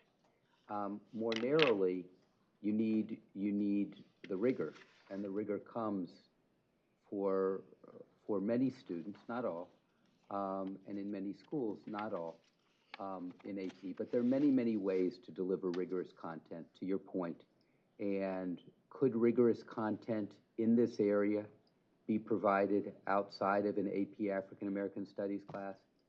It could. I think what Ms. Tilley might say, and what we would say among those of us who are thinking about comprehensive history instruction in the department, is it just doesn't come in the absence of this sort of course. It's lamentable that we have to lean into separate courses because certain history isn't woven into the fabric of what you would expect to incorporate it, right? In other words, you would expect African American history, the African American experience, to be woven into the fabric of the typical history class or classes in the state across the country. In some cases, that happens. In many cases, not so much. Please. I did not learn, comprehensively learn African American history until I attended U of M and took the course. But just matriculating through school, and I went through private school as well as public school. Mostly we learned about slavery and MLK, Rosa Parks. It was not a comprehensive lesson on Black history. So in a fashion, the same answer that I gave. Yeah. In theory, yes, you could incorporate it in other courses. In reality, it's not happening in most places. Mm-hmm. Right. Okay. Thank you very much. Ms. Snyder, did you have your hand up? We don't, it's not our oversight to, you know, we pass standards, but have we ever prescribed an AP class in any other type of resolution or capacity? No, and we're not That's what we prescribing one do. here. We're encouraging one. We're supporting it. This isn't a mandate. We do, just to be clear, in my view, this fits under Goal 4 of the Top 10 Strategic Education Plan. It's the expansion of secondary school programming, including but not limited to AP, IB, early middle college, dual enrollment, career and technical education. And then, in addition to this, special education transition services. But to also be clear, the content of this is in our social studies standards. So Well, that's an interesting question. I would say that there is a very substantial overlap between our social studies standards and the content of this course. Do they sit hand in glove? I can't say that. But do I think that there is anything that is antithetical to our social studies standards in the AP African American Studies? No, I don't.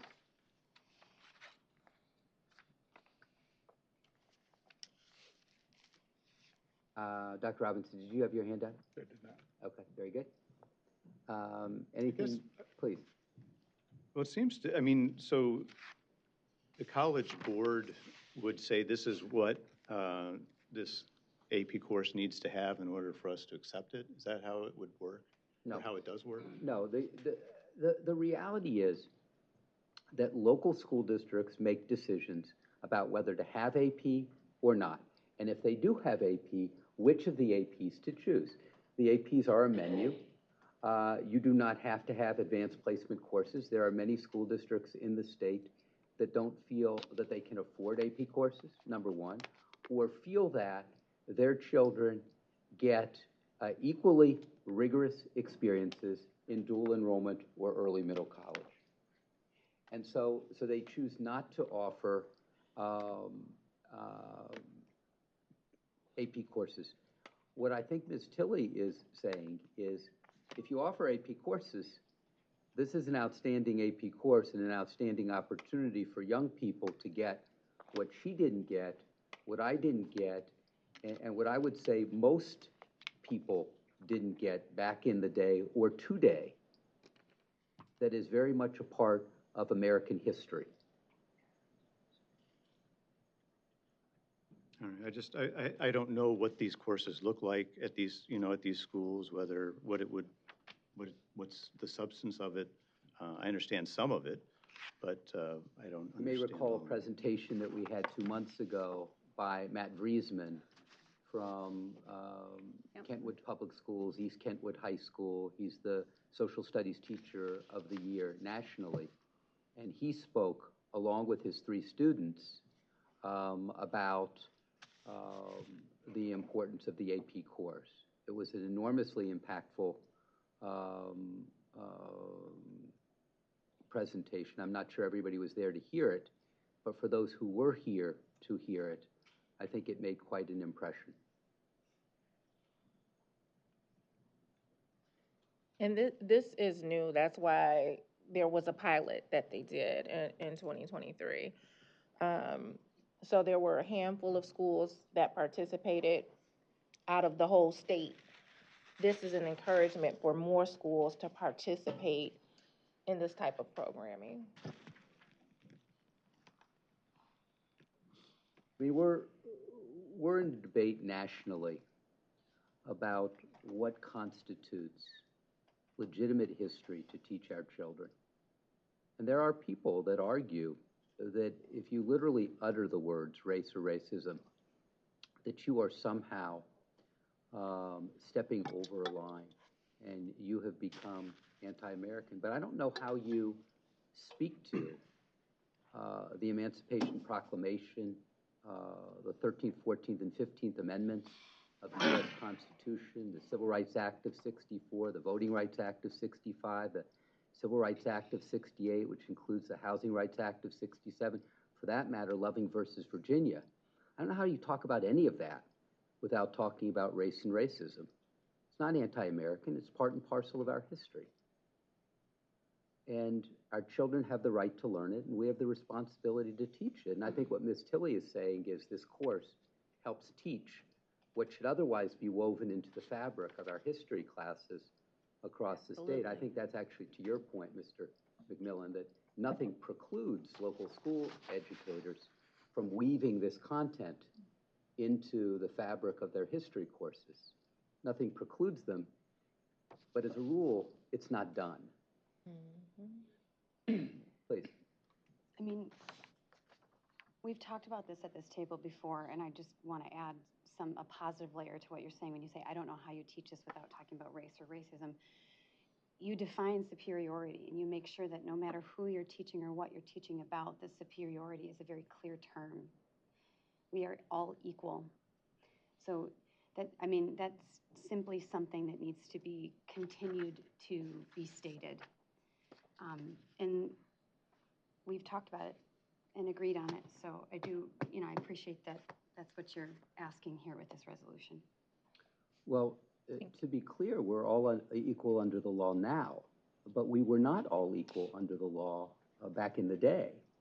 And to teach people to the contrary is to mislead them about what's transpired in our history.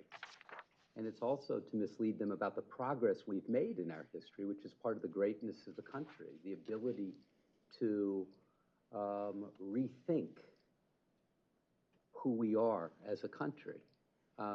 Senator Bullock and then back to Ms. Tilley. So, there are a lot of things going on, and I'm supportive of what's been said mostly. So, it's the uniqueness. We talk about we're all equal just now, and we just accepted the resolution on Juneteenth where the emancipation freed us. But it was 2.5 years later they had to actually send the U.S. troops into Texas to reiterate that we were free because they were still being held as slaves. Or if you go into a class, any classroom, and go through the social studies book, it opens with world history, and then it'll take you to Greek history or Roman history, and then it'll bring you into Egyptian history. Then it'll take you to American history. And then it might take you somewhere, and then there's a small chapter that's African history or African culture. But what's the rub on that, Tom? Where's Egypt? It's in Africa. So these are just the things that are constantly being taught throughout history in our day-to-day. So Black history is American history, and we want people to understand it's actually world history. Mm-hmm. And we have, as Black people, been the bearers of some of the worst atrocities that the world and America has put forth, and yet we've been some of the greatest contributors to society. And so people need to know that.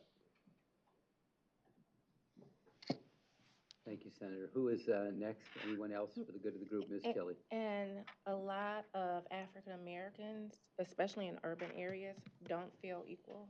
We are not treated as equal.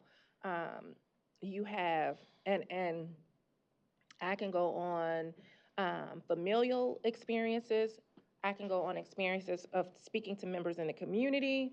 You have a lot of African Americans that are still harassed by the police. You have African Americans that generations of poverty because of the systemic racism that they face, and feel like those barriers that they'll never be able to go beyond them. And some of it is very psychological because that's all they've seen, that's all they've known, and that's all they've seen throughout their family. And then even with the achievement gap in education, 4 years behind. The urban areas are 4 years behind their counterparts in the suburbs when they graduate. So when the average African American child is graduating, they're 4 years behind their counterparts in the suburbs. They are on the 8th grade level in comparison to their counterparts. There's just, it's layers, layer after layer after layer after layer of why this is important and why it's needed.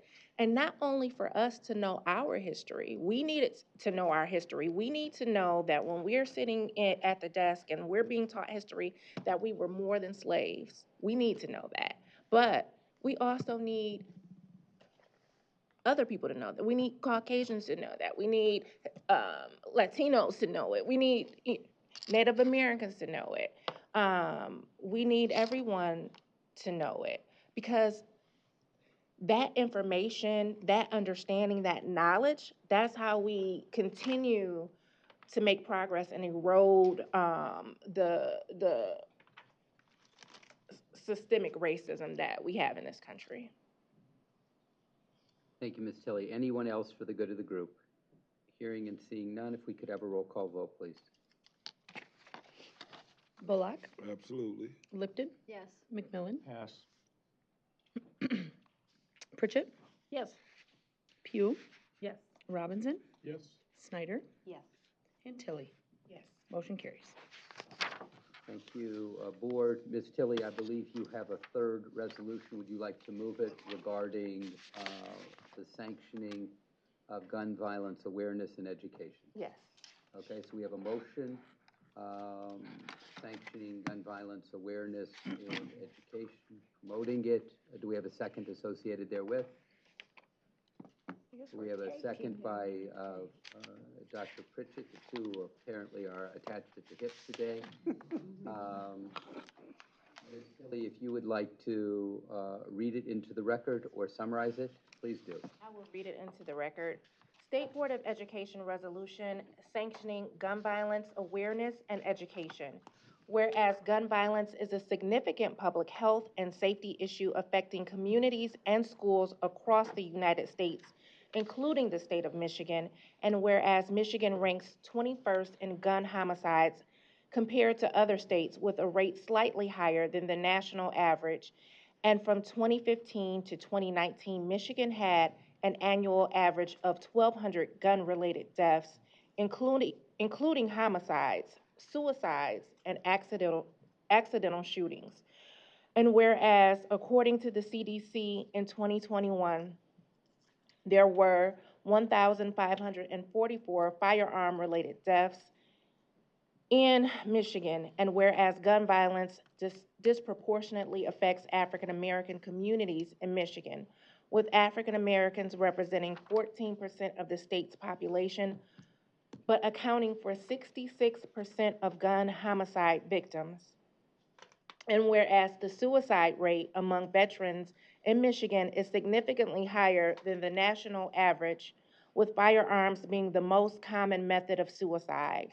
And in 2019, 73% of veterans veteran suicides in Michigan involved a firearm, and whereas domestic violence is a critical issue in Michigan, and firearms are a common factor in domestic violence fatalities. From 2010 to 2019, over 50% of domestic violence homicides in Michigan involved a firearm. And whereas members of the LGBTQ community are at increased risk of gun violence, particularly in instances of hate crimes and domestic violence, with LGBTQ youth being disproportionately affected by bullying and violence. And whereas gun violence in schools is a growing concern, with the CDC reporting that in 2020, firearms surpassed motor vehicle crashes as the leading cause of death for children and adolescents nationwide. In Michigan, school-aged children are increasingly affected by gun-related incidents, with numerous reports of shootings, lockdowns, and threats disrupting the learning environment and causing psychological trauma. And whereas from 2010 to 2020, there were over 200 school shootings in the United States, including incidents in Michigan, highlighting the urgent need to preventive measures and educational programs to address gun violence in schools. And whereas promoting gun violence awareness and education is essential for creating safe and supportive learning environments and for fostering a culture of prevention and responsible gun ownership. And whereas educating students about gun safety, conflict resolution, and the impact of gun violence can empower them to make informed decisions and take proactive steps in preventing violence. And whereas comprehensive gun violence prevention programs that include community involvement, mental health support, and educational initiatives have been shown to reduce the incidence of gun violence and improve overall community safety. Therefore, be it resolved, the State Board of Education supports the implementation of gun violence awareness and education programs in schools across the state, emphasizing the importance of safety, prevention, and responsible gun ownership. And be it further resolved that the State Board of Education encourages collaboration between schools, law enforcement, mental health professionals, and community organizations to develop and implement effective gun violence prevention strategies. And be it further resolved that the State Board of Education advocates for policies and legislation at the state and federal levels that support gun violence prevention, including comprehensive background checks, safe storage laws, and the prohibition of firearms in schools. And be it finally resolved that the State Board of Education commits to ongoing efforts to raise awareness about the impact of gun violence to support the mental health and well-being of students affected by gun violence and to create safe and nurturing educational environments for all Michigan students. Thank you, Ms. Tilley. We have a motion, we have a second. We've had the motion read into the record. Ms. Tilley, is there anything else that needs to be shared about your resolution? Okay. Board members, any questions or comments? Ms. Snyder. Does the Michigan Department of Education keep a running list of schools that have developed or adopted model programs for gun safety education? Do they know which schools are providing that? We do not. The Office of School Safety in the Michigan State Police may. It's the unit of state government responsible for that. They may, but we do not. I'm being told by Ms. Allen who's head of that office, that we do not. So I submitted a resolution in March of 2020 that related to gun safety education programs, and I would like to throw back to that resolution and move to amend just after paragraph 12, sorry. Is this March, I'm sorry, point of clarification, was it March 2020 or March 2022? Yeah. So you'll hear more about what was said then. So it's whereas, so Liz, I've texted you this so you can pull it up. You don't have to rewrite it. So after paragraph 12, I would add a whereas Public Act number 367 of 2010 provides a foundation for the Michigan Department of Education to encourage local school districts to provide gun safety education to all students using the following language. Section 1163(1), not later than August 1st, 2011, the department shall develop or adopt and shall make available to schools one or more model programs for gun safety instruction for elementary school pupils. The model program shall adopt or be based on the Eddie Eagle Gun Safe Accident Prevention Program developed by the National Rifle Association. And subsection 2, each school district and public school academy is encouraged to adopt and implement the Ms. model Snyder, do you gun think you safety. could send this to the board if Yeah. you want its consideration? What- Could you what- send it to what- us what for PA its is it? consideration? Liz, could you forward that email to everybody? Okay. So this is actually already legislation that was passed in 2010. And I brought the resolution before the board in 2020, just before the Oxford shooting and before the pandemic hit, that we would ensure that this is being actually monitored and that there's oversight, which is what legislation very specifically prescribes Michigan Department of Education do. So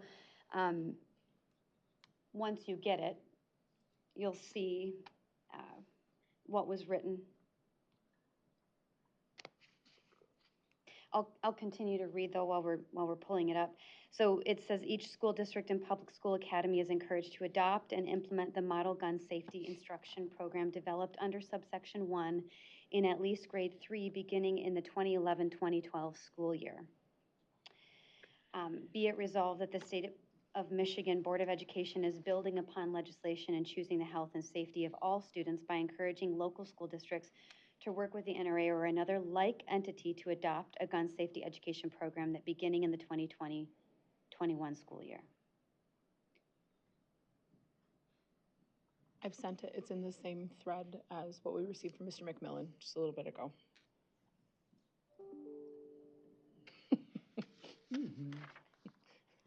Praise the name.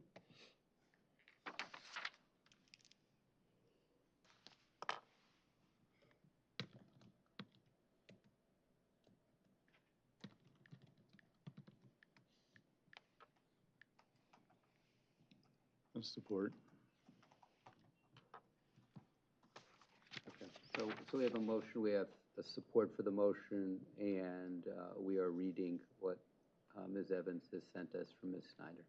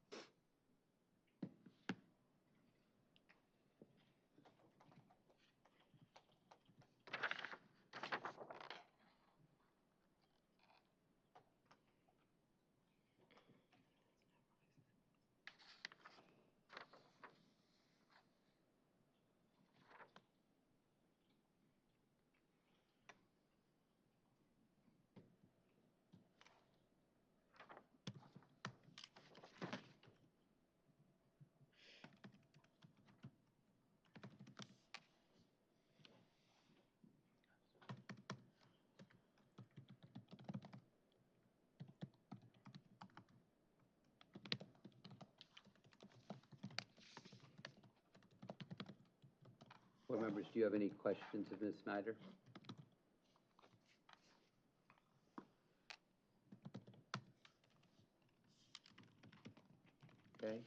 Any discussion of this particular amendment? Dr. Pugh? I will be voting no. I would have to study very closely and be very, have time to look at anything that's being proposed about the NRA in support of. Thank you, Dr. Pugh. Other board members? So just to be clear, before we vote, again, there's already law that the department is not actually, showing up for, I would say, in terms of these, gun violence and gun safety education programs. So to send to the legislature a recommendation on something they've already written and passed a law on that the department is not following through with does not look good on the State Board of Education to say, hey, do this again, even though we aren't holding the Michigan Department of Education accountable to ensuring that local school districts are educating students on gun safety. It's just not, obviously I agree with it because I brought something to the table to encourage it. It's a really bad look for us to say, I guess we forgot that you wrote the law. I guess we're not going to worry about holding the department accountable. I think that's an important thing to consider.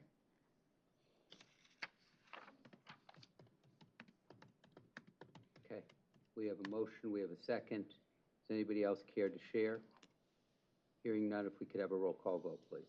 And this is on the amendment that's been presented. It is on the amendment that has been presented. Very good. Bullock? No. Lipton? No. McMillan? Yes. Pritchett? Pugh? No. Robinson? No. Snyder? Yes. And Tilly? No. Motion fails. Back to the base I have a question. resolution, please. In the 15, be it further resolved, it says, and the prohibition of firearms in schools. Does that mean the SRO, school resource officer, can't have a firearm? Is that what they're recommending? Or if a district deems an administrator, a well-trained administrator or teacher, but an SRO either? No, I don't think that that would include SROs, but I'm not the author, so what was the intent of the author? I think more so students or faculty that should not have guns in the school. We know that there are going to be police officers or law enforcement that comes in, but more specifically to those that should not have guns in the school. So would you accept a friendly amendment that says the prohibition against firearms in schools, comma, except for members of law enforcement? Yes. Okay. Mr. McMillan, is that your friendly amendment? Well, no, that's better clarification, but what about local districts that want to have a trained administrator or a trained teacher to be able to defend or take out a shooter? So as I understand it, that is not only not what you're saying here, it's not permitted by state law either. What's that? I'm sorry, what's that? Kindergarten teachers packing? Well, or if the district wants an administrator that's well-trained to have, they approve it and want to have somebody that can defend kids and teachers. That's not law, though. That's not legal, right? Okay, so I think the question is, what is your resolution focused on? We can get into the nuances, what's permitted in schools and what's not, but your resolution, it seems to me, is prohibition against firearms with the exception of trained law enforcement, which was your clarification. Yeah. Not a friendly amendment, which Mr. McMillan clarified, but which is your clarification. Yes. Very good, okay. So I'm asking what the state law is right now. I mean, just so that because it impacts the I think for me, it's resolution. more about creating a safe zone. We don't want people walking into schools with weapons, whether it's strangers, whether it's parents, whether it's just people just walking into the building. We don't want students carrying weapons in the building. I think that type of prohibition. Definitely, I'm not speaking about law enforcement or people that are authorized to come in with weapons. Would you put that in there then?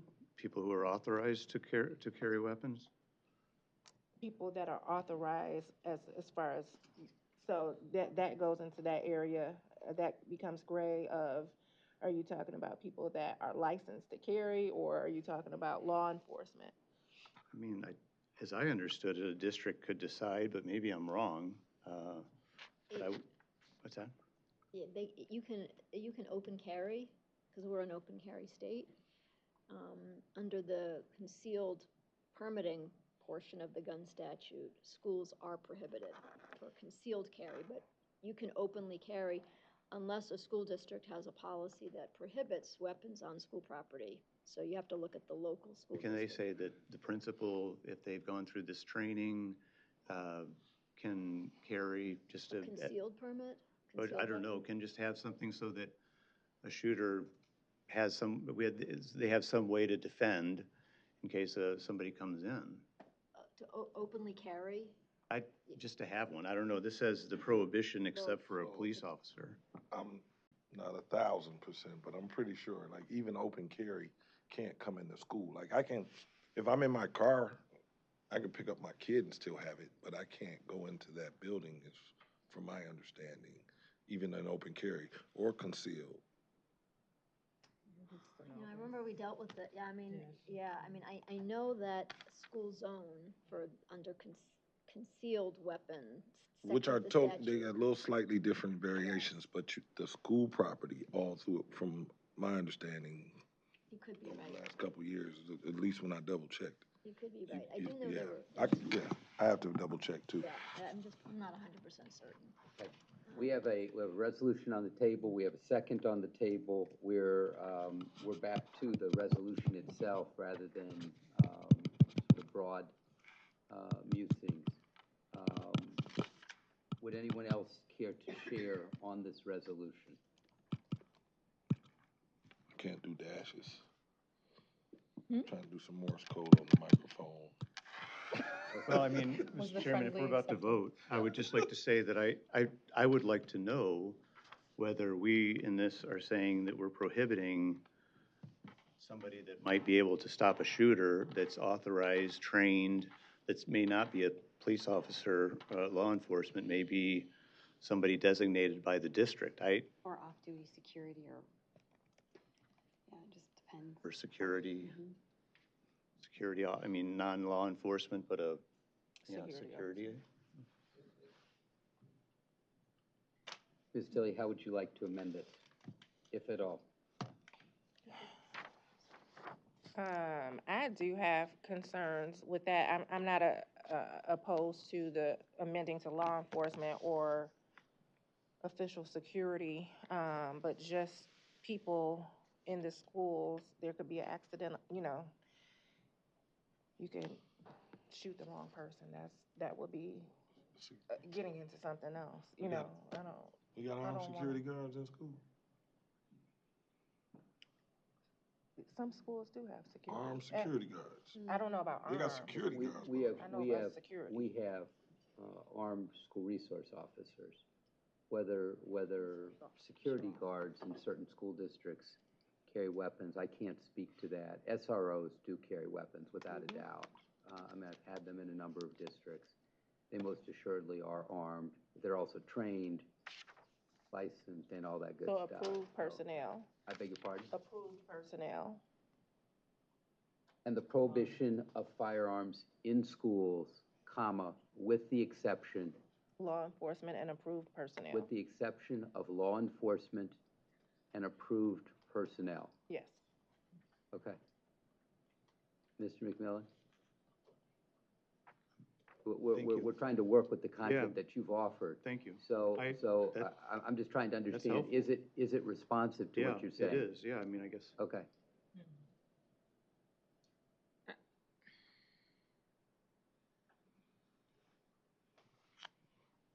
That was accepted. I have, so you've accepted it. Dr. Pritchett has. Oh, I'm the seconder, I'm sorry. Seconded it, okay. So if that's responsive, and that's what it is, that's what it is. I mean, we're in informal territory here at 512.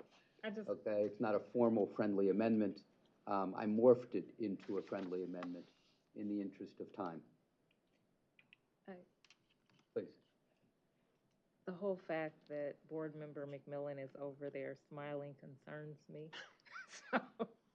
So, you know, the word personnel, I'm concerned. What does that mean? Does that mean that does it leave room for a teacher to know? What are we saying here? I'm concerned. CPL trained teacher that is this, I don't know, some people. Approved by the school, personnel that's approved by the school district. So if they approve all the kindergarten teachers, They're not, come on. This is just getting to be too much. I mean, it just. Because they said security may be armed, SROs, I mean. or should you say those specifically? Law enforcement officers, SROs, and armed security guards. I just figured. If you name those three, we cover. Approved personnel would cover. Anybody else? I guess the Violation. problem would be, you To know, be- if let's I'm to be the clear, I mean, principal, I could you approve can- her, a s- or I could approve you. I mean, I'm taking. So can you say Can't law enforcement officers, personnel is staff SROs, or and- hired. You have to have an It's not exemption just parent. for law enforcement, without a doubt. Otherwise, this is, To what Bullock said, what if I? this is in a space that is mythic. Is the SRO approved under law enforcement? I beg your pardon? The SRO is, yes. The SRO is a member of The law local enforcement PD, team. yeah. So it's law, just leave it to law enforcement. But if I could, it is not impermissible for a member of a security force, often former PD in a local school district, to carry. I'm not suggesting that it happens in 800 districts across the state, but there are people who have carried a weapon on the job for 30 years, and moving from local PD to local school district, they are still carrying that weapon upon approval of local administration. How frequent is that? It's a question. But is it possible? It is. And I don't hear your intent being to constrain that. Now, I do hear Mr. McMillan's interest being broader than yours, okay? I hear his interest, and if I'm misstating this, you'll tell me. But what I hear your interest being is the proverbial good person carrying the weapon is the only thing that stops a bad person that carries a weapon. So it's the arming of certain teachers or certain support staff in a school. Your language is Or cast. the principal, or somebody who's been Understood. well-trained that a district would say. Not arguing the training, but I'm just trying to argue, not argue, but to explain your cast. Your cast is broader than what I'm saying, right? Yes, okay, all right. So does that, Ms. Silly, you've said, with the exception of law enforcement or otherwise approved personnel. So it was also Okay. stated for SROs to say law enforcement, SROs, and armed security guards. So that was another statement. Well, I would say that my second piece picks up the other two, and SROs, by definition, are PD. Yeah. So I'm not trying to narrow or broaden this one way or the other. I'm just trying to seek some measure of clarity. Not 100% sure that Mr. McMillan is going to vote for this anyway, but bless you. But it is nonetheless nice to be responsive at the table.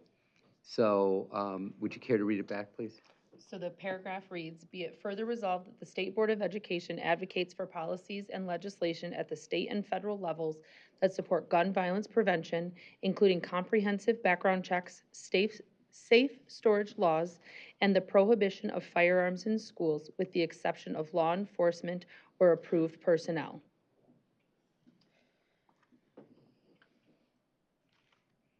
Did I miss what approved personnel means? I'm sorry. Approved personnel would turn on the individual district. You're a superintendent, right? You're a superintendent in one district. I'm a superintendent in another. I say there are no approved personnel in my district, and you say you would like your former police chief, who retired at age 48 and is now your campus police chief, to carry a weapon. As a former local superintendent, I think this is legitimate language. You don't have to vote for it. I'm just saying, as a former local superintendent, I'm comfortable with the language. Okay? I'm not trying to convince you to do anything you don't want to do. That's not my point. Okay? Anything more for the good of the group? Going once, twice, thrice. We've got a friendly amendment incorporated, associated therewith. It's been accepted. Hearing no other amendments or discussion, if we could please have a roll call vote on the resolution as amended. Bullock. Yes. Lipton. Yes. McMillan. Yes. Pritchett. Yes. Pugh. Abstain. Robinson. Abstain. Snyder. Pass. And Tilly. Yes. Motion fails. It was 4-4. Can we go back to the original? Future, it's that was- done. That's the vote. Future meetings of the State Board of Education are Tuesday, August 13th, Tuesday, September 10th, Tuesday, October 8th, all at 9:30 a.m. If there are any topics board members would like to recommend for future meeting agendas, please notify Ms. Evans or me. Board, it is 5:17 p.m. Drive safe. We are adjourned.